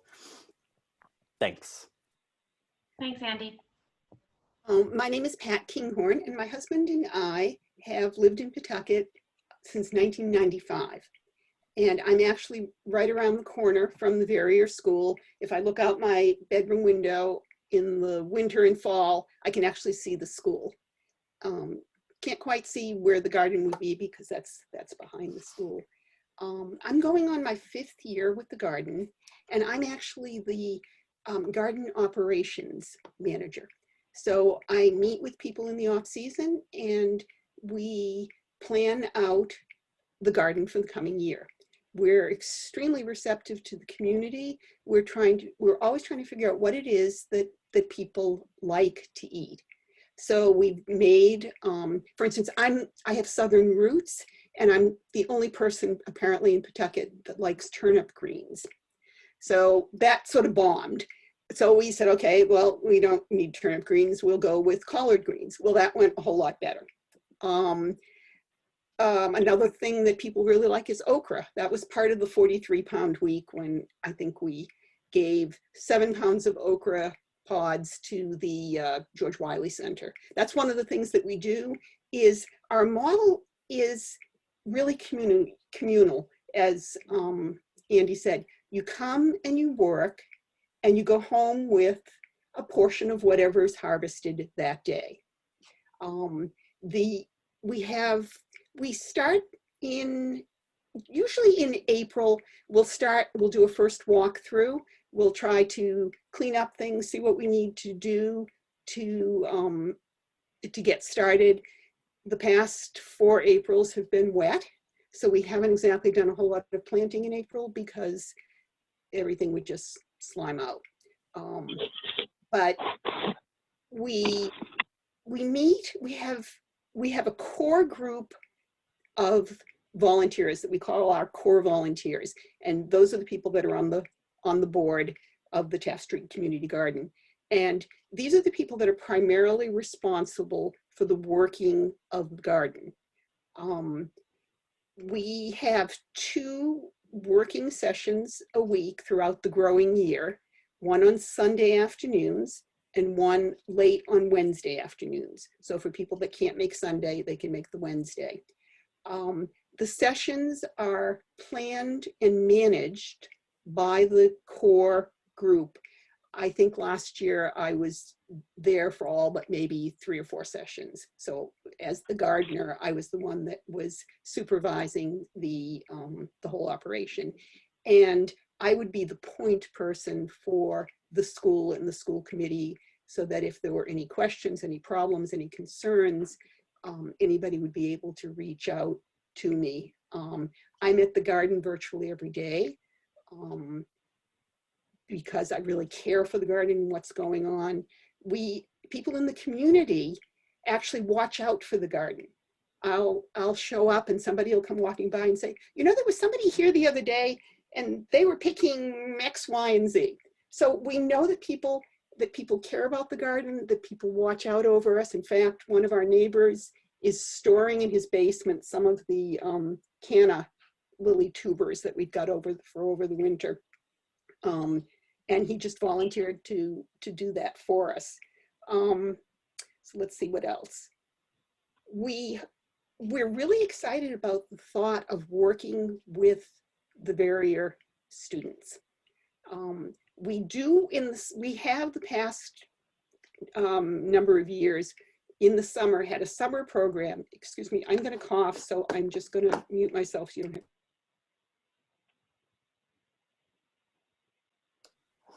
We've partnered with a group called Groundwork, and they have a high school program in the summer. And for 6 weeks, they will come in once a week. They do whatever, they're supervised by their people and by our people. They do whatever we need to have done in the garden. There's a learning component of it. In fact, this past year, they designed and painted all of our new signage in 3 languages. So we, again, in trying to be responsive to the community, we have everything in English, Spanish, and Portuguese. We were sort of thinking of Russian because we have a lot of Russian immigrants in the community. So we do work to get everything translated. It was an atypical year with COVID. We weren't able to be as active as we would have liked to have been because we have to follow all of the COVID rules. So at the beginning, we could only have 5 people in the garden at any given time. Those numbers have grown up, have been increased. So we have anywhere from 2 or 3 people at a gardening session to maybe 10 or so. There's a family in the neighborhood that has 4 children. So when they come, that's 6 more people right there. We water daily if needed. We have a watering schedule. People volunteer. They pick a day and so, okay, Tuesday's your day, Saturday's your day. We, again, keep track of all of that. In terms of working with the students, we have several of our board members that are extremely interested in the educational part of this. One of the things that we'd like to do is, again, you saw that one painted raised bed. We'd love to work with the art department in the school and get the students to design, come up with some designs for the beds and actually be able to paint that, to paint them. In addition to offering some, again, working with the teachers and offering some supervised programs for the students, because if you're trying to get people to eat sustainably, to eat good food, you might as well start with the children, because they're the ones that are going to bring that home to their parents. They're going to say, I was out in the garden behind the school today with my teacher, and we picked carrots. The kids love carrots. That's one of the things that they go for. And look, I got carrots. I brought home carrots. And that sort of engagement is what we're all about. People walk by, they just sort of see us, they stop, they chat, we give them vegetables, we give them instructions. Here's when we have our gardening sessions, we'd love to see you. And so a lot of times people will come back for, one of those gardening sessions. So that's, I certainly, if you've got any questions, I'd be happy to address them. But that's us in a nutshell. We're a community asset of people that absolutely love gardening, love educating other people. And when we even come up with recipes for the food that's in the garden, non-COVID times, you can actually leave things out. We also have a Facebook page. We have a web page that we don't really do a whole lot with. Andy's in charge of communication, so I'm sort of putting him on the spot, but he's responsible for all the nice graphics. But we do have a Facebook page. We're always posting. In fact, if you go there, it's Taft Street Community Garden, but if you type in street, you'll still bring us up. You can see what we're up to and comments that the neighborhood is making. Well, thank you. I think we have someone unmuted, but thank you for the presentation. I do see your hand, Mr. Knight. I was just going to say to thank Ms. Kinghorn for explaining the garden. And Mr. Knight? Yes, I didn't hear the answer to my question about BCIs.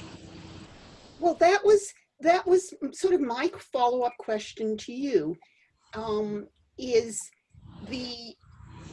It sounds as though you would want all of the people who are doing the management, the core gardeners, or anybody that was going to interact with the students, to have background checks. They would have to, I believe. Am I correct, Mr. Conley? Per our policy, yes, Mr. Knight, sorry, Mr. Conley. Per our policy, if they're going to interact with the students, yes, they would need to, but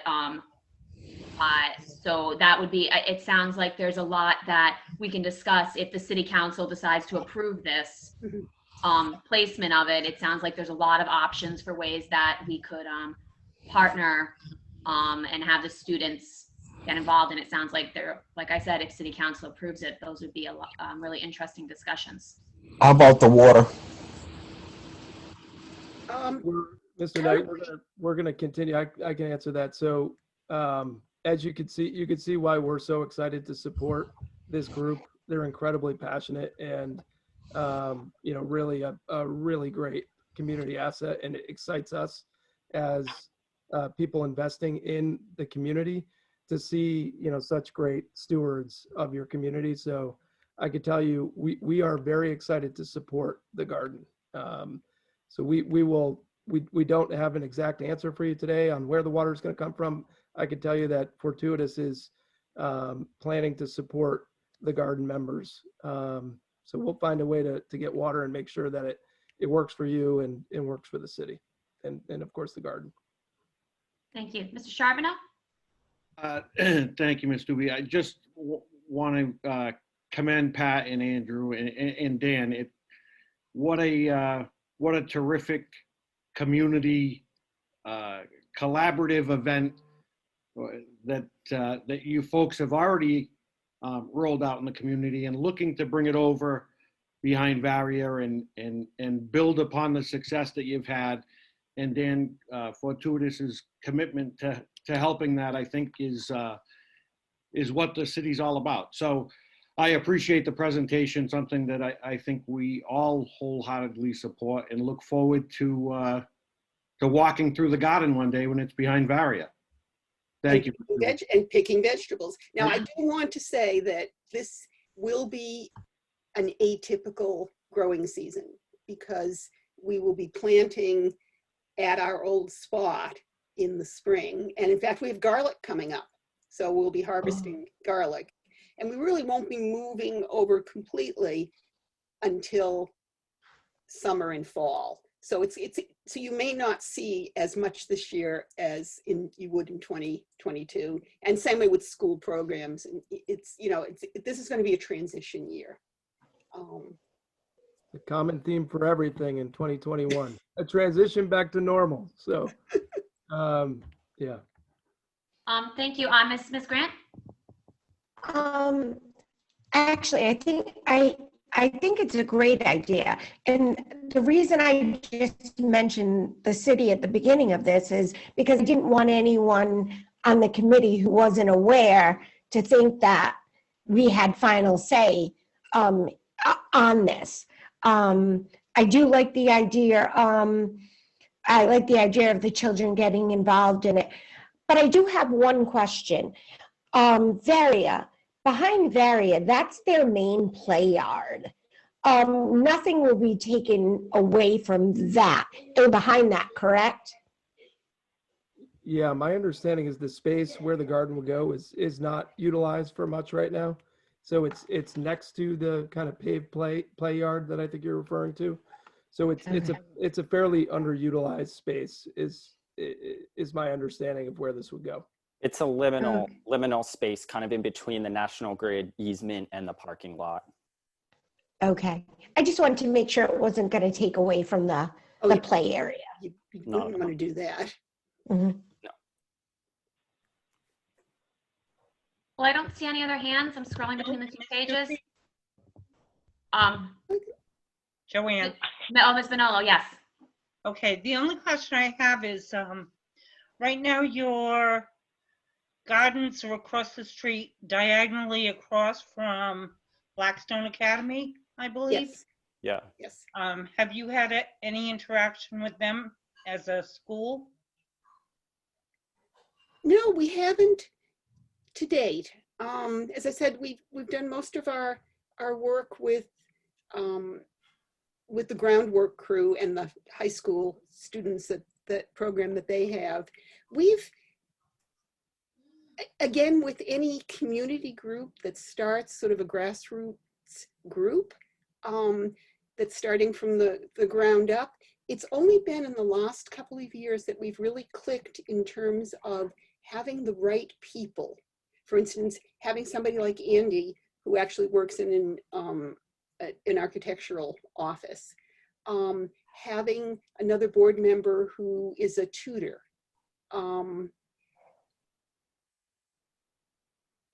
So that at this point, we actually, and let me say also, we're also grant funded. So we haven't had a whole lot of money to begin with. And every year we apply for grants, and we actually this year have the money, which we have not had before, to hire a person who is under 25. So we call it a youth organizer, but that's the way the grant funding works. And that position will be one that would be working directly with the children. So we haven't had enough in place to be able to do a whole lot. That's sort of the answer to your question, that we're growing every year. Okay, the only other question I have is the security of our students is paramount. So I know you said that you go in there on Wednesdays and you go in there on weekends. But I'm sure because it's a community garden, people pop in. It's locked. Oh. Yes, yeah. Access is access to the general community. And I did not even say that. Access to the general community is only during those work sessions. The core volunteers do have 24/7 access. They have keys to the garden. No, there will be a 6-foot fence, and the garden is locked. Okay, that's perfect. Thank you very much. No, and you'll have your hours posted there, correct? Oh yes, yeah. Hours are posted. All of the signage is there. Nobody outside of those core gardeners, and we're all more than willing to do background checks. I work at a local institution and I have to have a background check if I move to a different department. So nobody objects to that. We're very, very conscious of that. Thank you very much. I'm looking forward to see what happens with it. It's a great idea. I've wanted to see our kids do gardening for a while. And we do have some at the other schools, so this is wonderful. And see, what we offer, which is different, the charter schools had a garden at one point, but the school works, the teachers work with the students, they plant the garden in the spring. Well, then there's no school in the summer. And they come back in the fall, and maybe some of the teachers or parents have watered, maybe they haven't. They come back to a mess, and they don't really have a whole lot to show for it. In our case, we would be partnering with the students in the spring to get things going. We'd be maintaining it all summer. When they come back in the fall, there's still a growing garden with things that they can do. So we provide that continuity in the middle when they're not around. Thank you. Thank you very much, all of you. Thank you. Yes, thank you so much for the presentation, and we look forward to hearing the results from City Council as well. Thanks. Thank you all. Stay in Thanks for your time, and good luck to you all. Okay, thank you. Please stay in touch with us if you have more questions. Yes, definitely. Okay, next on our agenda, we have correspondence dated January 19th, 2021 to Pawtucket City Council, and email dated January 23rd, 2021 from Pawtucket City Clerk Goldstein to Pawtucket School Committee Chair Gerard A. Charbonneau. Mr. Charbonneau, are you taking this? I would make a motion that we refer this item to the superintendent and chief financial officer to review options that we may have for assisting the city with their current budget deficit. Seconded. There's been a motion to refer this to our superintendent and to our CFO, and it's been seconded. Motion by Mr. Charbonneau, second by Mr. Knight. Is there any discussion on referring this?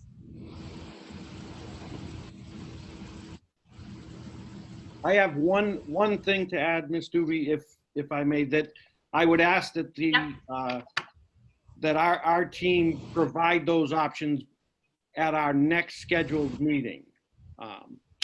So that would be the regular school committee meeting in February. Okay, excellent. Mr. Vine, is that possible? Wonderful. Ms. Benoli, you have a question? Yeah, didn't the letter request the 3rd? I'd have to look at it again, but I believe they wanted a. I interpreted it to be a status update as to whether or not we would consider the request. I think referring it to the superintendent and our CFO to provide us options indicates that we're considering the request. okay. Can we respond to their letter and let them know that we've assigned it to and it is being considered, please? Just yes, so because they requested the 3rd, so I don't want them to think that we are not responding. Okay. I see your hand, Mr. Knight.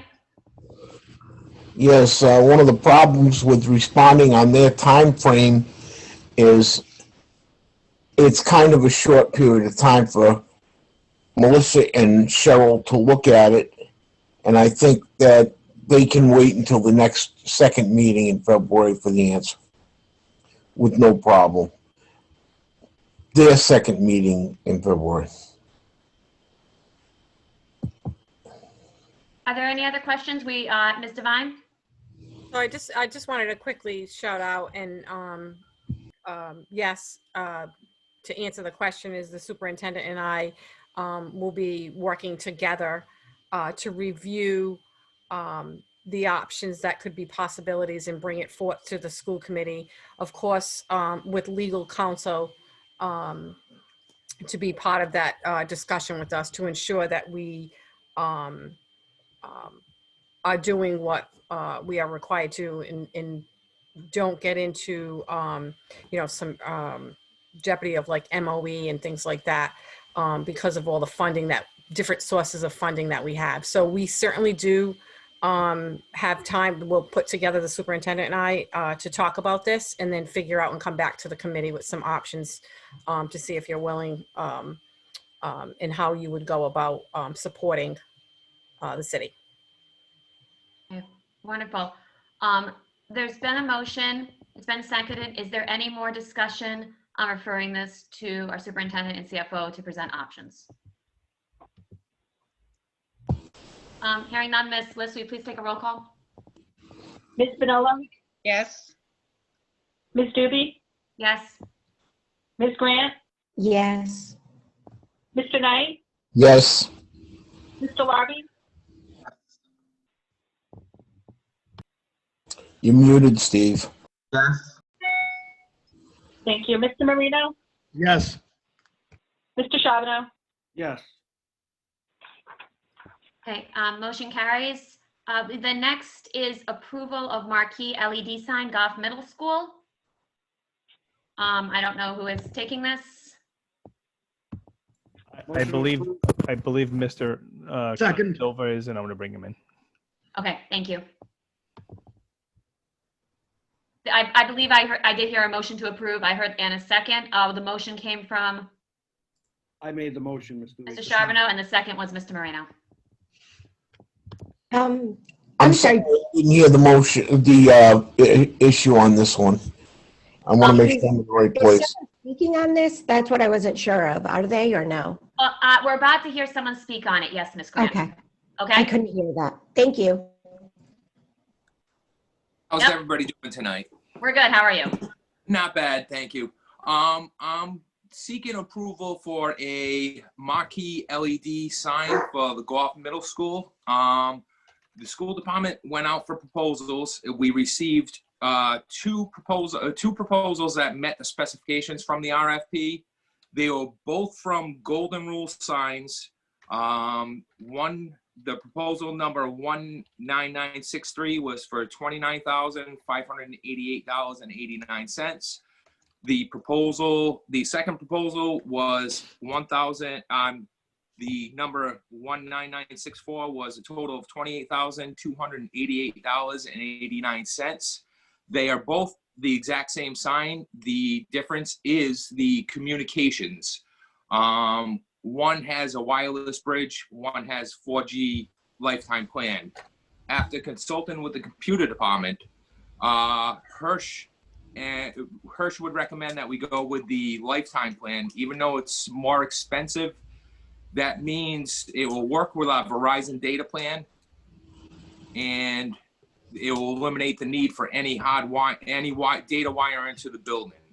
The additional wiring would probably come close to offsetting the cost of the 4G plan. Plus, it builds in another redundancy with the signage, since it does not depend on our network for it to work. The sign will be, it's a total of, I believe, 9 foot high.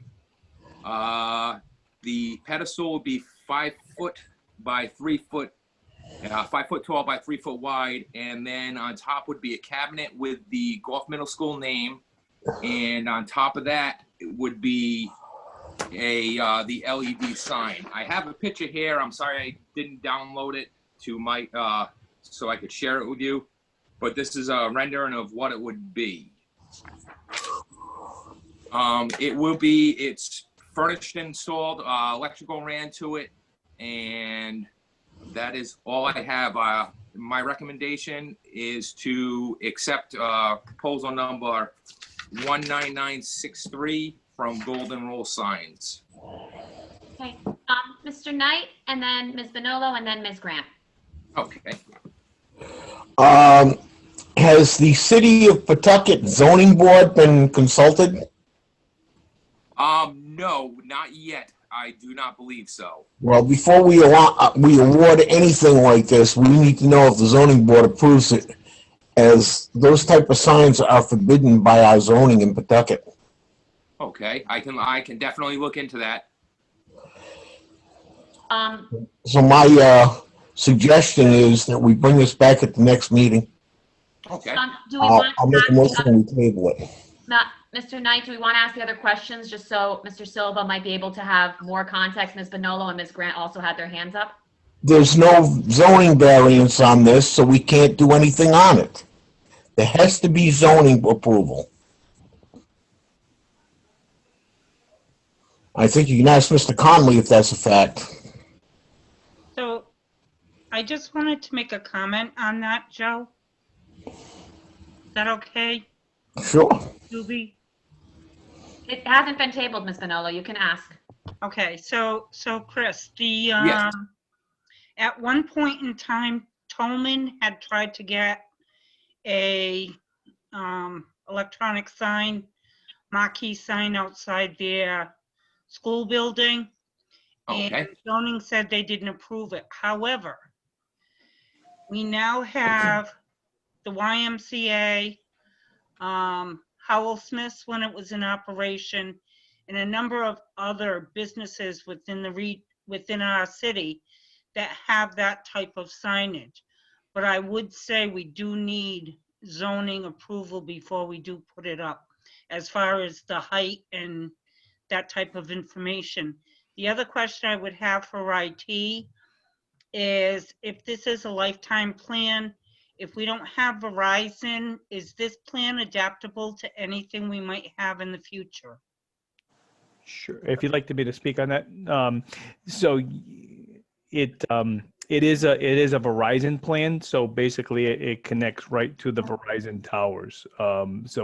What happens is they have two plans, one which would be wired. We'd have to pay for them to run wire, conduit, and everything else into the building. And because of the location, they felt that it was going to be a lot more expensive. Where this basically is a SIM card, just like you have in your cell phone, and it would go directly to Verizon, and that's paid through the company itself that installs the sign. So if we change from Verizon, Hirsch, what happens? We wouldn't. The sign itself would be like a Verizon sign. Okay, We don't actually use Verizon at the school department, but the sign itself would be a Verizon sign. Okay, thank you. You're welcome. Ms. Grant and then Mr. Knight. Okay. Chris, I have two questions. Okay. One is, how did this come about with Goff? And is this being considered for the other middle schools? Actually, it was looked into by Kim McCahey, the principal there, and some teachers. They actually went to RIDE, and it would be funded by a grant. It would be the grant name is the Comprehensive School Improvement Grant, and that's where the funding will be coming from. So it was the school itself that took the initiative to look into this. So the other schools won't have them. Okay. I think that's great that they took the initiative. I do and I know it hasn't been approved by zoning, but I do have a concern of perception. Okay. We know that the teachers and the staff took the initiative, but I'm worried that, my concern is I'm worried that the people living in the Slater area will be a little discouraged that their school doesn't have one. And why does one on this side of the city have one and one not on the other? So I'm wondering if this does go through, if there's a way maybe the superintendent could encourage the other two middle schools to look into the grant. Dr. McWilliams? Yes, I do want to speak to that. So a little over a year and a half ago, when Goff Middle School as well as Slater were in comprehensive school improvement. That means that they were identified by RIDE as a priority school. Each school had to come up with a specific plan. They were given money from RIDE to come up with a specific plan of action.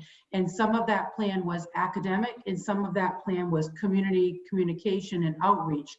And so each of those schools had identified their own outreach. So for an example, Slater's outreach for community and family involvement involved some funds being put towards parent nights and things like that. Goff opted to look into this as a way of community communication, and they were interested in a marquee, and it was approved by RIDE, and then we followed through on it. You know, Chris followed through on that by going through and checking with Hirsch and all the different you know, people. I do agree, though, we did miss that as far as zoning. So we will, what I would like to know is, could it be approved contingent upon the approval of zoning? Mr. Knight? Okay, the problem with that is both the YMCA and I forget what the other one Mrs. Grant mentioned, that Mrs. Bonolo mentioned, that currently have that sign.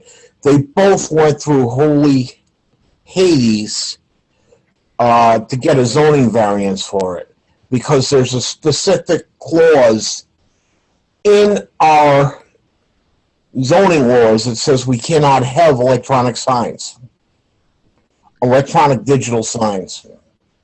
So I'll ask again, please table this until we know the answer.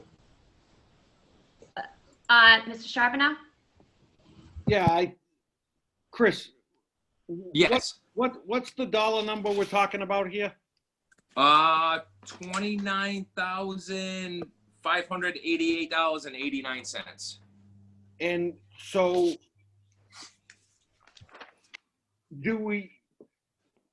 I guess the question is, do we want to table this, or do we want, I mean, now that Chris knows the concerns, I can't imagine that he's going to authorize to go forward with this purchase until he clears it with zoning and addresses the other issues. I mean, we can table it, but you know. Mr. Charbonneau, do you want to modify your motion? It was your motion to be continued. I'll withdraw my original motion. Mr. Knight? The problem with, I have a question regarding funding. Is that funding coming out of our renovation budget? No. If I could answer that. No, this is comprehensive school improvement. So it was based on the 2017 and 18 assessment scores. And so due to that, schools that fell into that priority had to come up with a three-pronged plan as to how they were going to address and raise awareness of their school. So it was academic and also community-based and family involvement.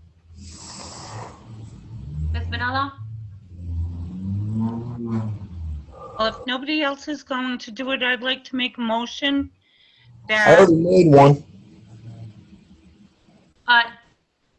Mr. Knight, what was your motion? The second, to table it, I'm sorry. There's a motion You to table. continue talking. Sorry, I didn't hear the motion, Mr. Knight. Mr. Knight has made a motion to table. Is there a second?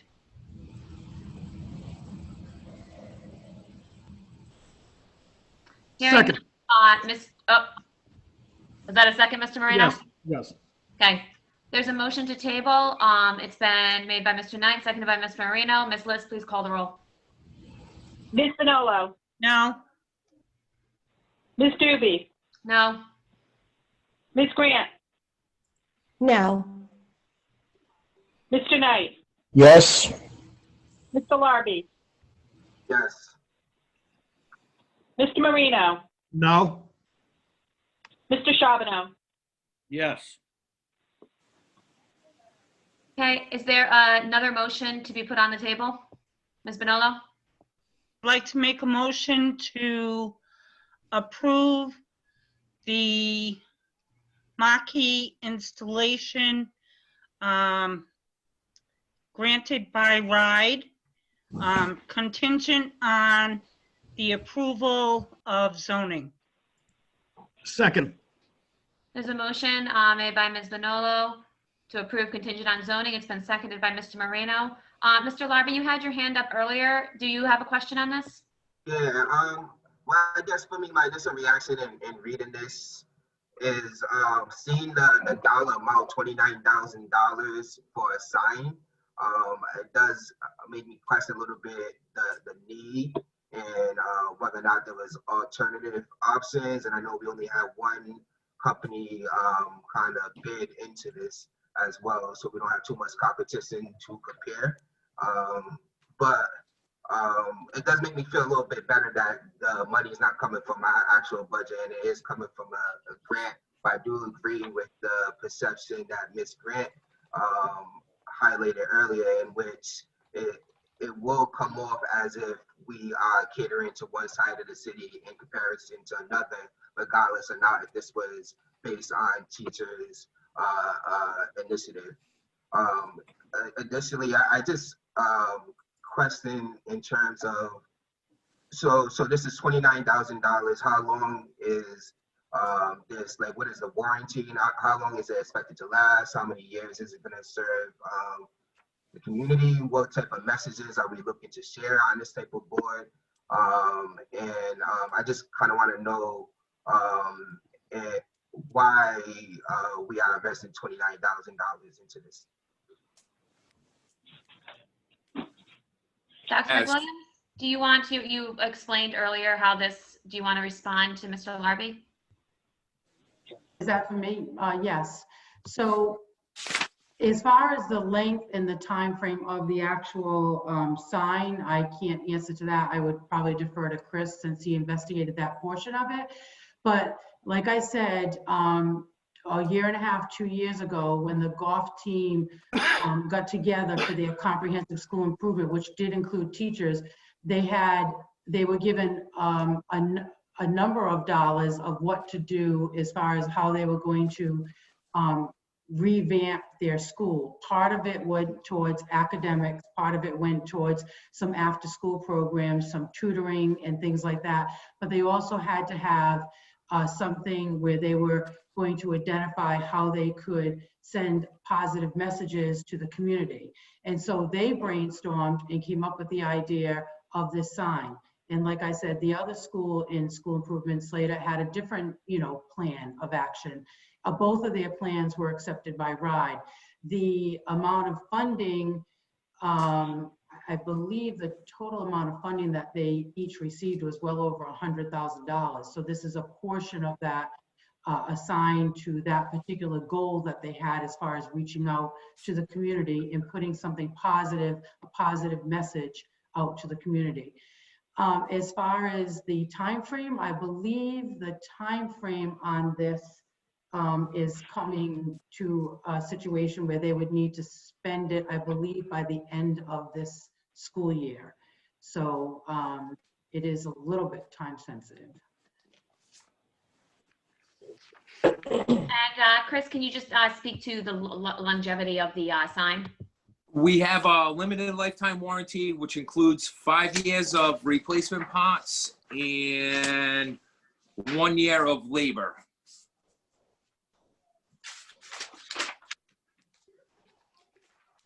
Ms. Vanilla?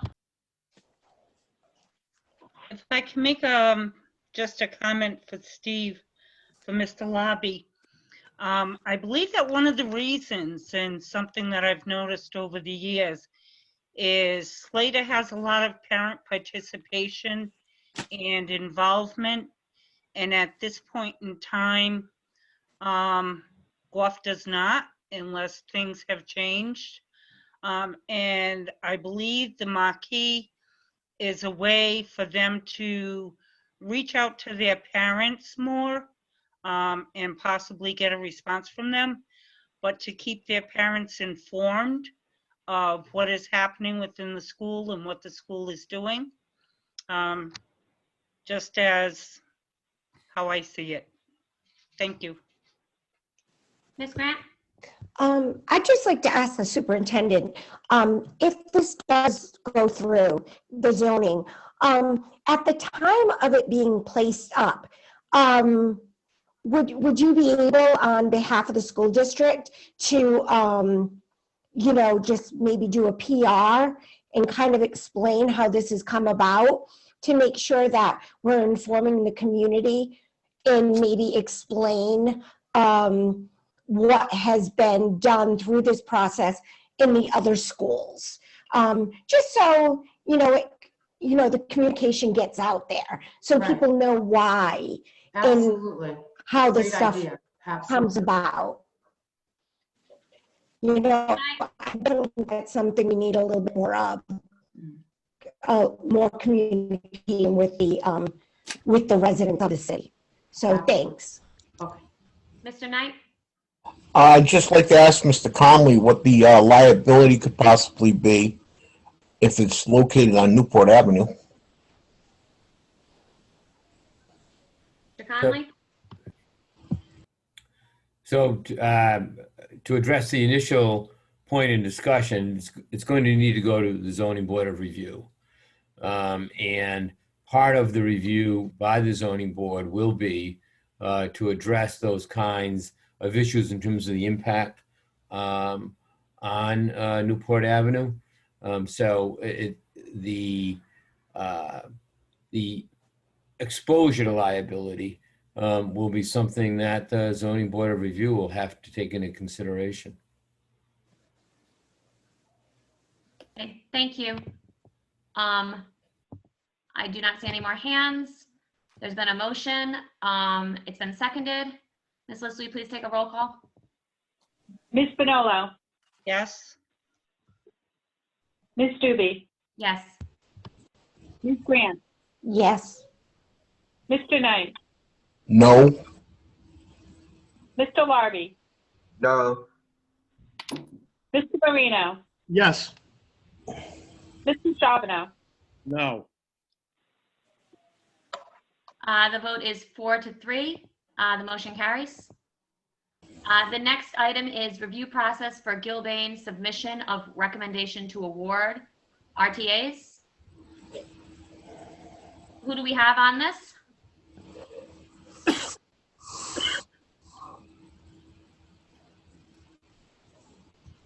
Ms. Stube, I believe Holly is taking, The next few? yes. Yes, okay. Mr. Christina? I will let them in now. I do have, Holly did forward to me also one from Par Engineering and also Gilbane, so I can let Holly in and them. Okay, thank you. You're welcome. Ms. Bonello? Can we take a 2-minute break so I can let my dogs out? Okay, as Mr. Christina While they was, come in. as Mr. Christina was letting our other people in, we will take a 2-minute recess to reconvene at 8:46.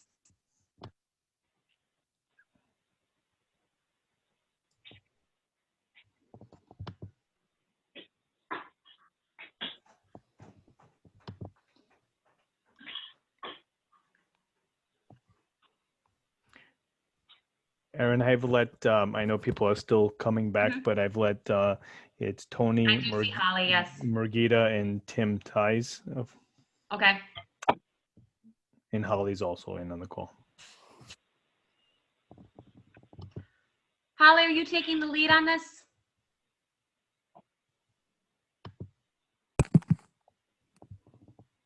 Okay. Are we ready? I'm just checking. It looks like we might still be waiting on Jay.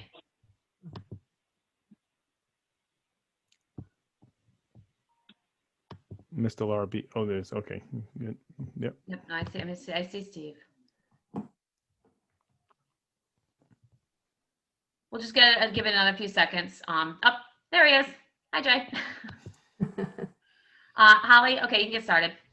Erin, excuse me for 1 second. I don't see anyone. Oh, Heather, I don't, they're all starting to pop up now. Okay, sorry. Hey, Holly? Yes, thank you. Good evening, everyone.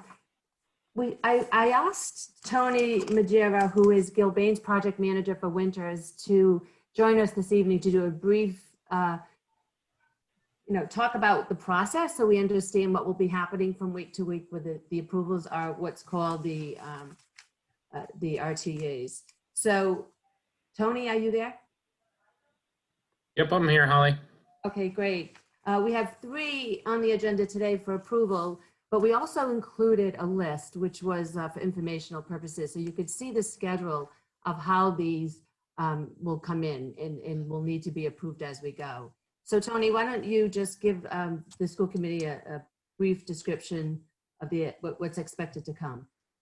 Sure. So as Holly said, she shared a list of bid packages, which we call a purchase and award schedule, which essentially is the identification of approximately 37 bid packages that we've grouped into approximately 5 groups, where we'll be essentially taking the construction documents that SLAM recently completed at the end of January, dividing the work up into those packages in accordance with that list that was provided.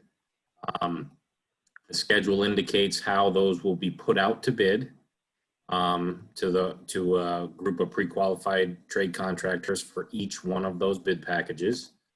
On the bid due dates that are indicated on that sheet, we will receive bids, review the bids as they're received. We will conduct scope review meetings with the apparent low bidders for each bid package.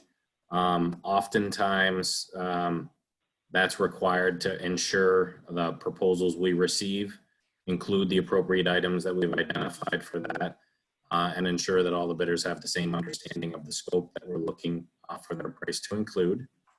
Subsequent to scope review meetings for each of those packages, oftentimes best and finals are requested, which means the bidders have an opportunity to refine their number based on the understanding of the scope review meeting that we have.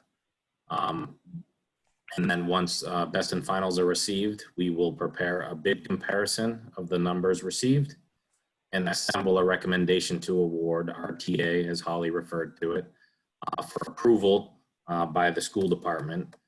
And then once the approval is granted for that recommendation, we will then be contracting directly with those vendors to perform the intended work for that particular bid package.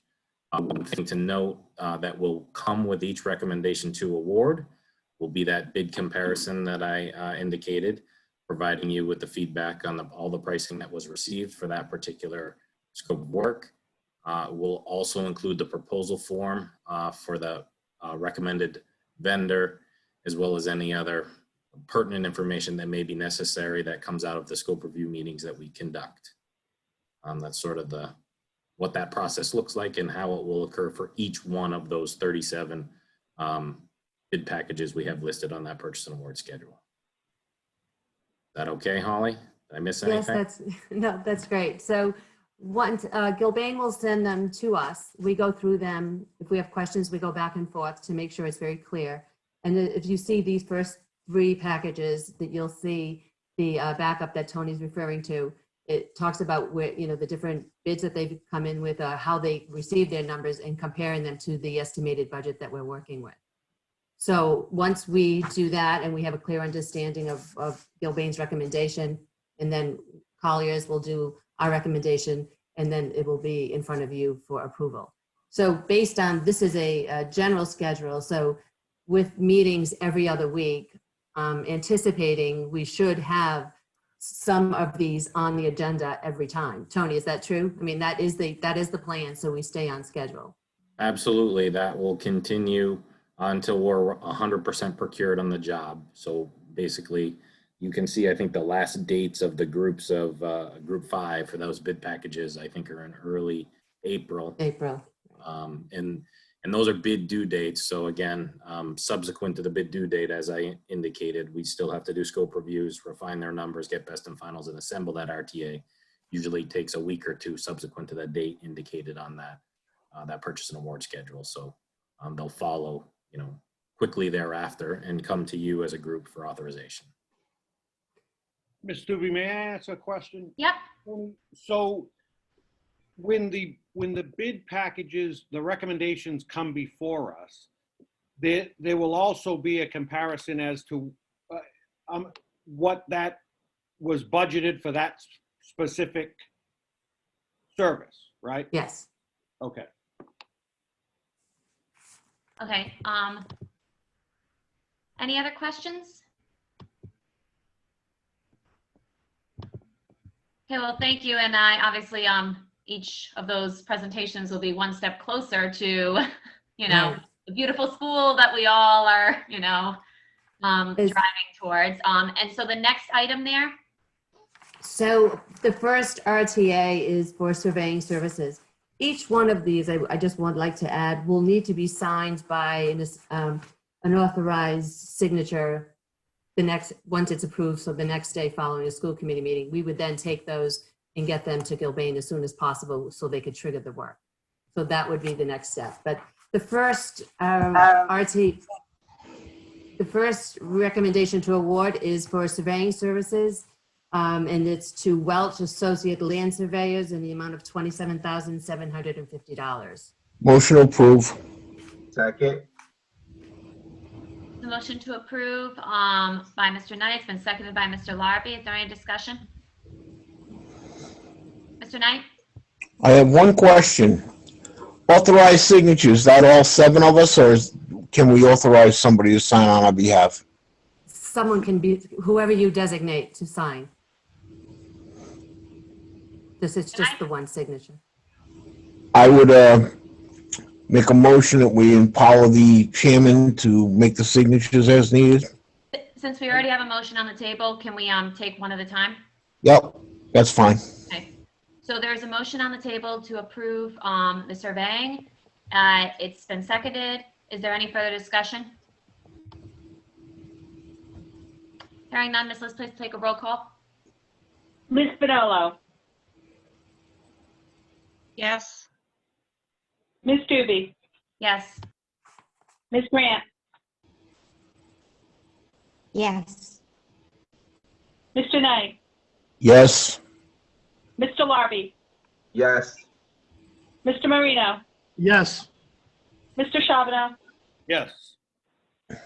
Mr. Knight? I'd like to make a motion that we empower the chairman to sign on everybody's behalf. Can I make a comment on that? I'll second, and then we'll go to discussion. Okay. Yes.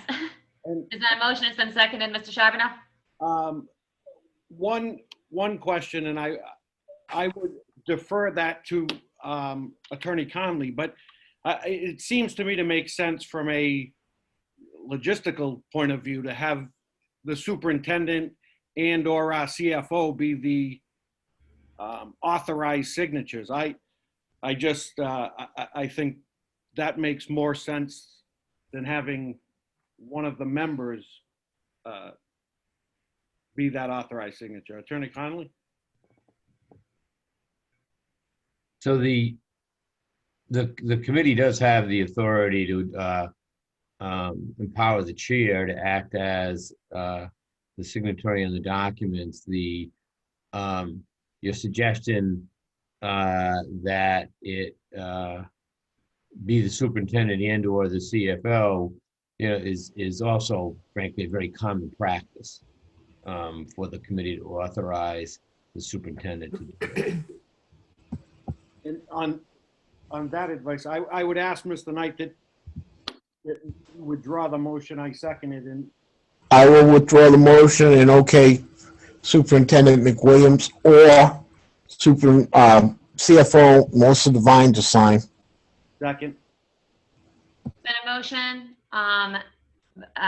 to have our superintendent or CFO sign on the bid packages that we vote to approve. It has been seconded. Is there any further discussion on this? All those in favor? Aye. Aye. Opposed? Does that have to go on a roll call? I think you got to ask Mr. Conley that. I think it's got to be done on a roll call. Mr. Conley, does it have to be done on a roll call? Yes, I'm sorry, I'm slow to unmute. I gotta get quicker on the button there. Yes, a roll call vote, please, Madam Chair. Okay, Ms. List, please take a roll call. Ms. Bonolo, Yes. Ms. Doobie, Yes. Ms. Grant, Yes. Mr. Knight, Yes. Mr. Larby, Yes. Mr. Marino, Yes. Mr. Shabno. Yes. Okay, the motion carries unanimously. Ms. Bonolo, do you have a question? I do. Usually when we get information from Colliers, they let us know who bid and the amount of the bids, and this just presents itself as one company. Ms. Demers, do you have other companies that bid? And can you provide us with backup detail, please? Actually, Tony, you want to speak on that behalf regarding the surveyor? The backup that was given. Let me see, I'm looking at it. Yeah, there were multiple proposals received for surveying services. Welsh was provided the lowest unit rates for surveying services. It's I think the second page to that RTA, Holly. Yes, it's Geyser and Welch. I believe that's it. And NEI. NEI, yeah. Amen. And then the prices are on the third page, Ms. Bonolo, and it shows the different unit prices. So it's the layout is a little bit different than we used to for this particular process, but you will see it on the third page where Gilbane has the 3 price points. Thank you. I misread. I appreciate it. Okay. Do you want to move to the next one there, Holly? Yes, please. The next is the recommendation to award for general requirements, which is the perimeter intrusion protection.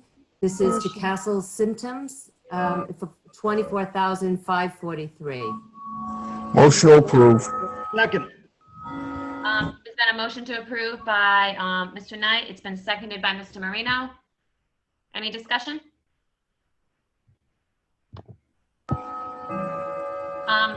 Ms. Liz, please take a roll call.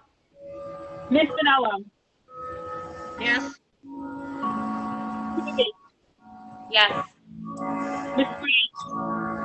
Yes. Knight, Yes. Mr. Larby, Yes. Mr. Marino, Yes. Mr. Shabno. Yes. Next one is also for you, Ms. Demers. Yes. Recommendation to award the RTA for the general requirements for the temporary office trailers. And this is Modulease Corporation in the amount of $28,850. Motion approved. Second. So a motion to approve by Mr. Nice, then seconded by Mr. Larby. Ms. Vanilla? I need to recuse. My son-in-law works there. Ms. Bonolo is recusing. Any other discussion? Ms. Liz, please take a roll call omitting Ms. Bonolo. Ms. Doobie, Yes? Ms. Grant, Yes.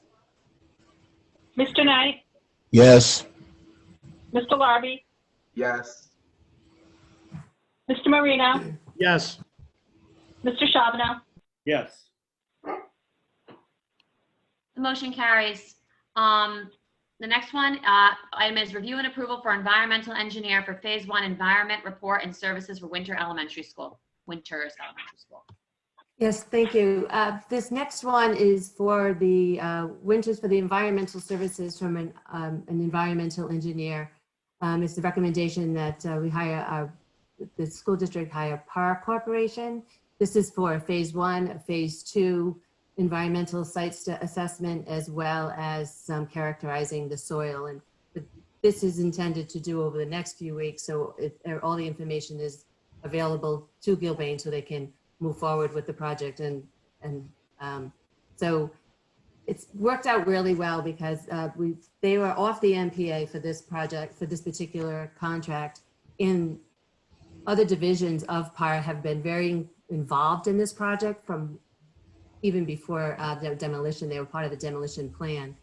So this contract has, their fee itself is $31,400, which is pretty much within the industry standard and, you know, on budget with based on what we carry. And then there's third-party expenses of $23,450, which is the testing and the actual, all of the other third-party costs, such as the laboratory and the drilling and the safety gear and all.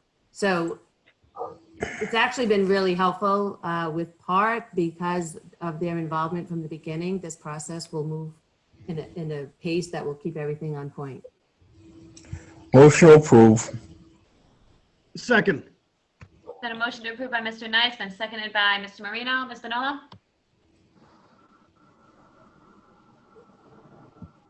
Just a minute, Holly, on page 6, it says if PART services will exceed $1,000 for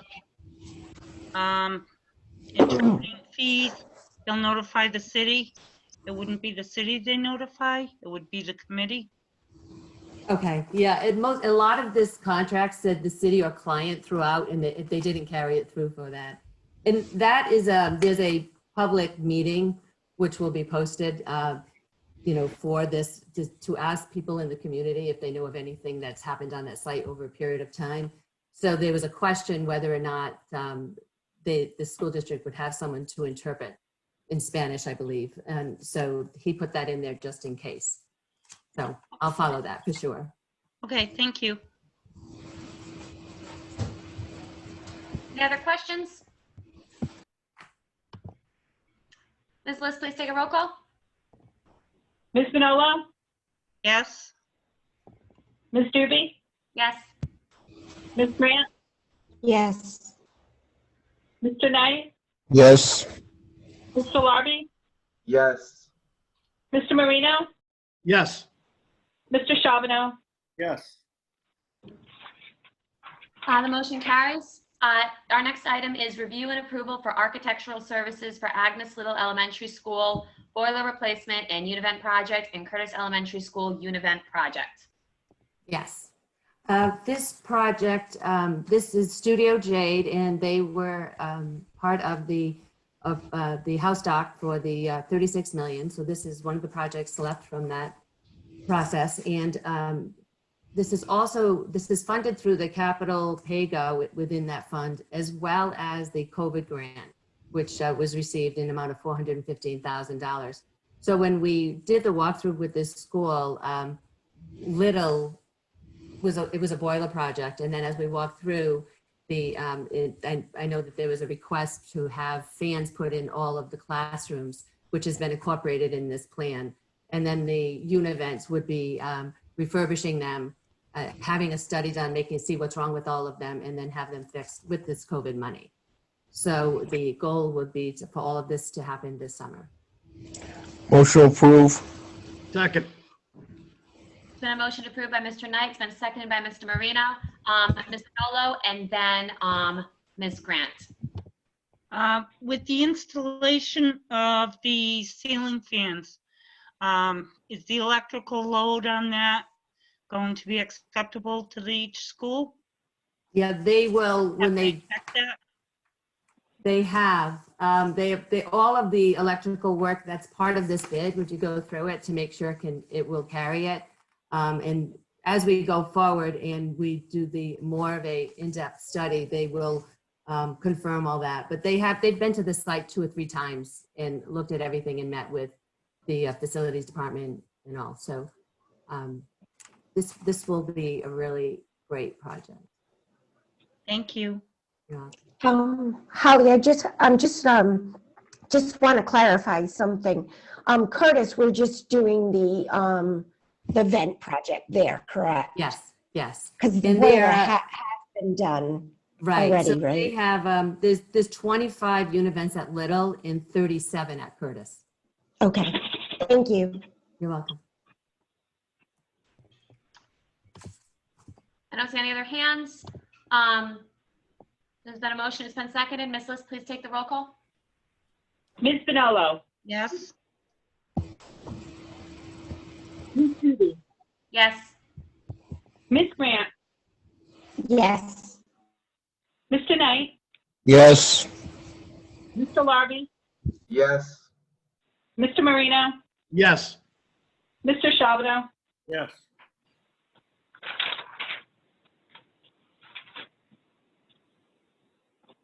Sorry. I was like, that is all of us. Okay. The motion carries. And so the next item is review and approval for architectural design services contract with Brewster Thornton Group Architects for the Shea High School renovation project. Yes, over the last few weeks, Melissa Devine and Dylan Conley and Colliers have negotiated with Brewster Thornton, and it's a recommendation of Colliers that this contract is agreed in the amount of $3,088,579 for the design services fee for the Brewster Thornton Group. Motion approved. Second.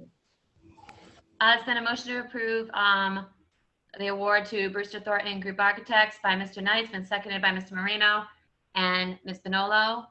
Questions?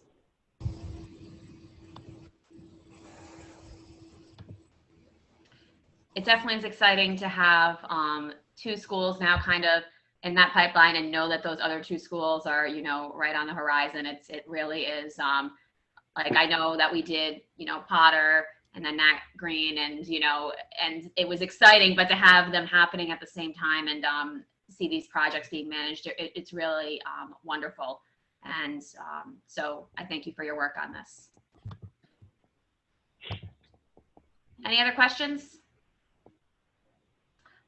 There's been a motion, it's been seconded. Ms. List, please take a roll call. Ms. Bonolo? Yes.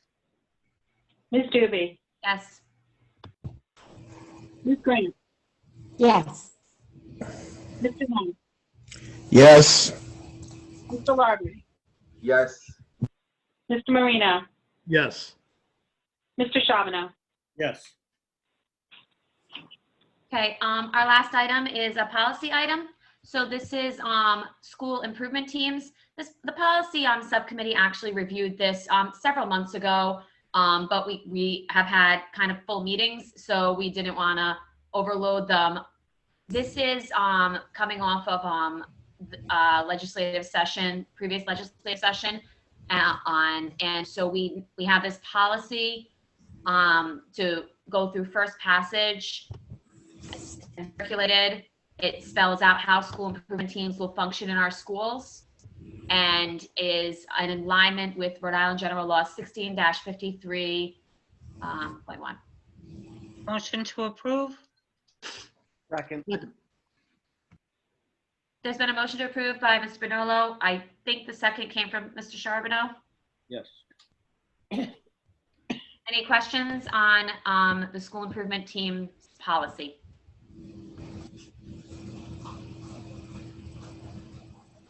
Hearing none, Ms. List, please take a roll call.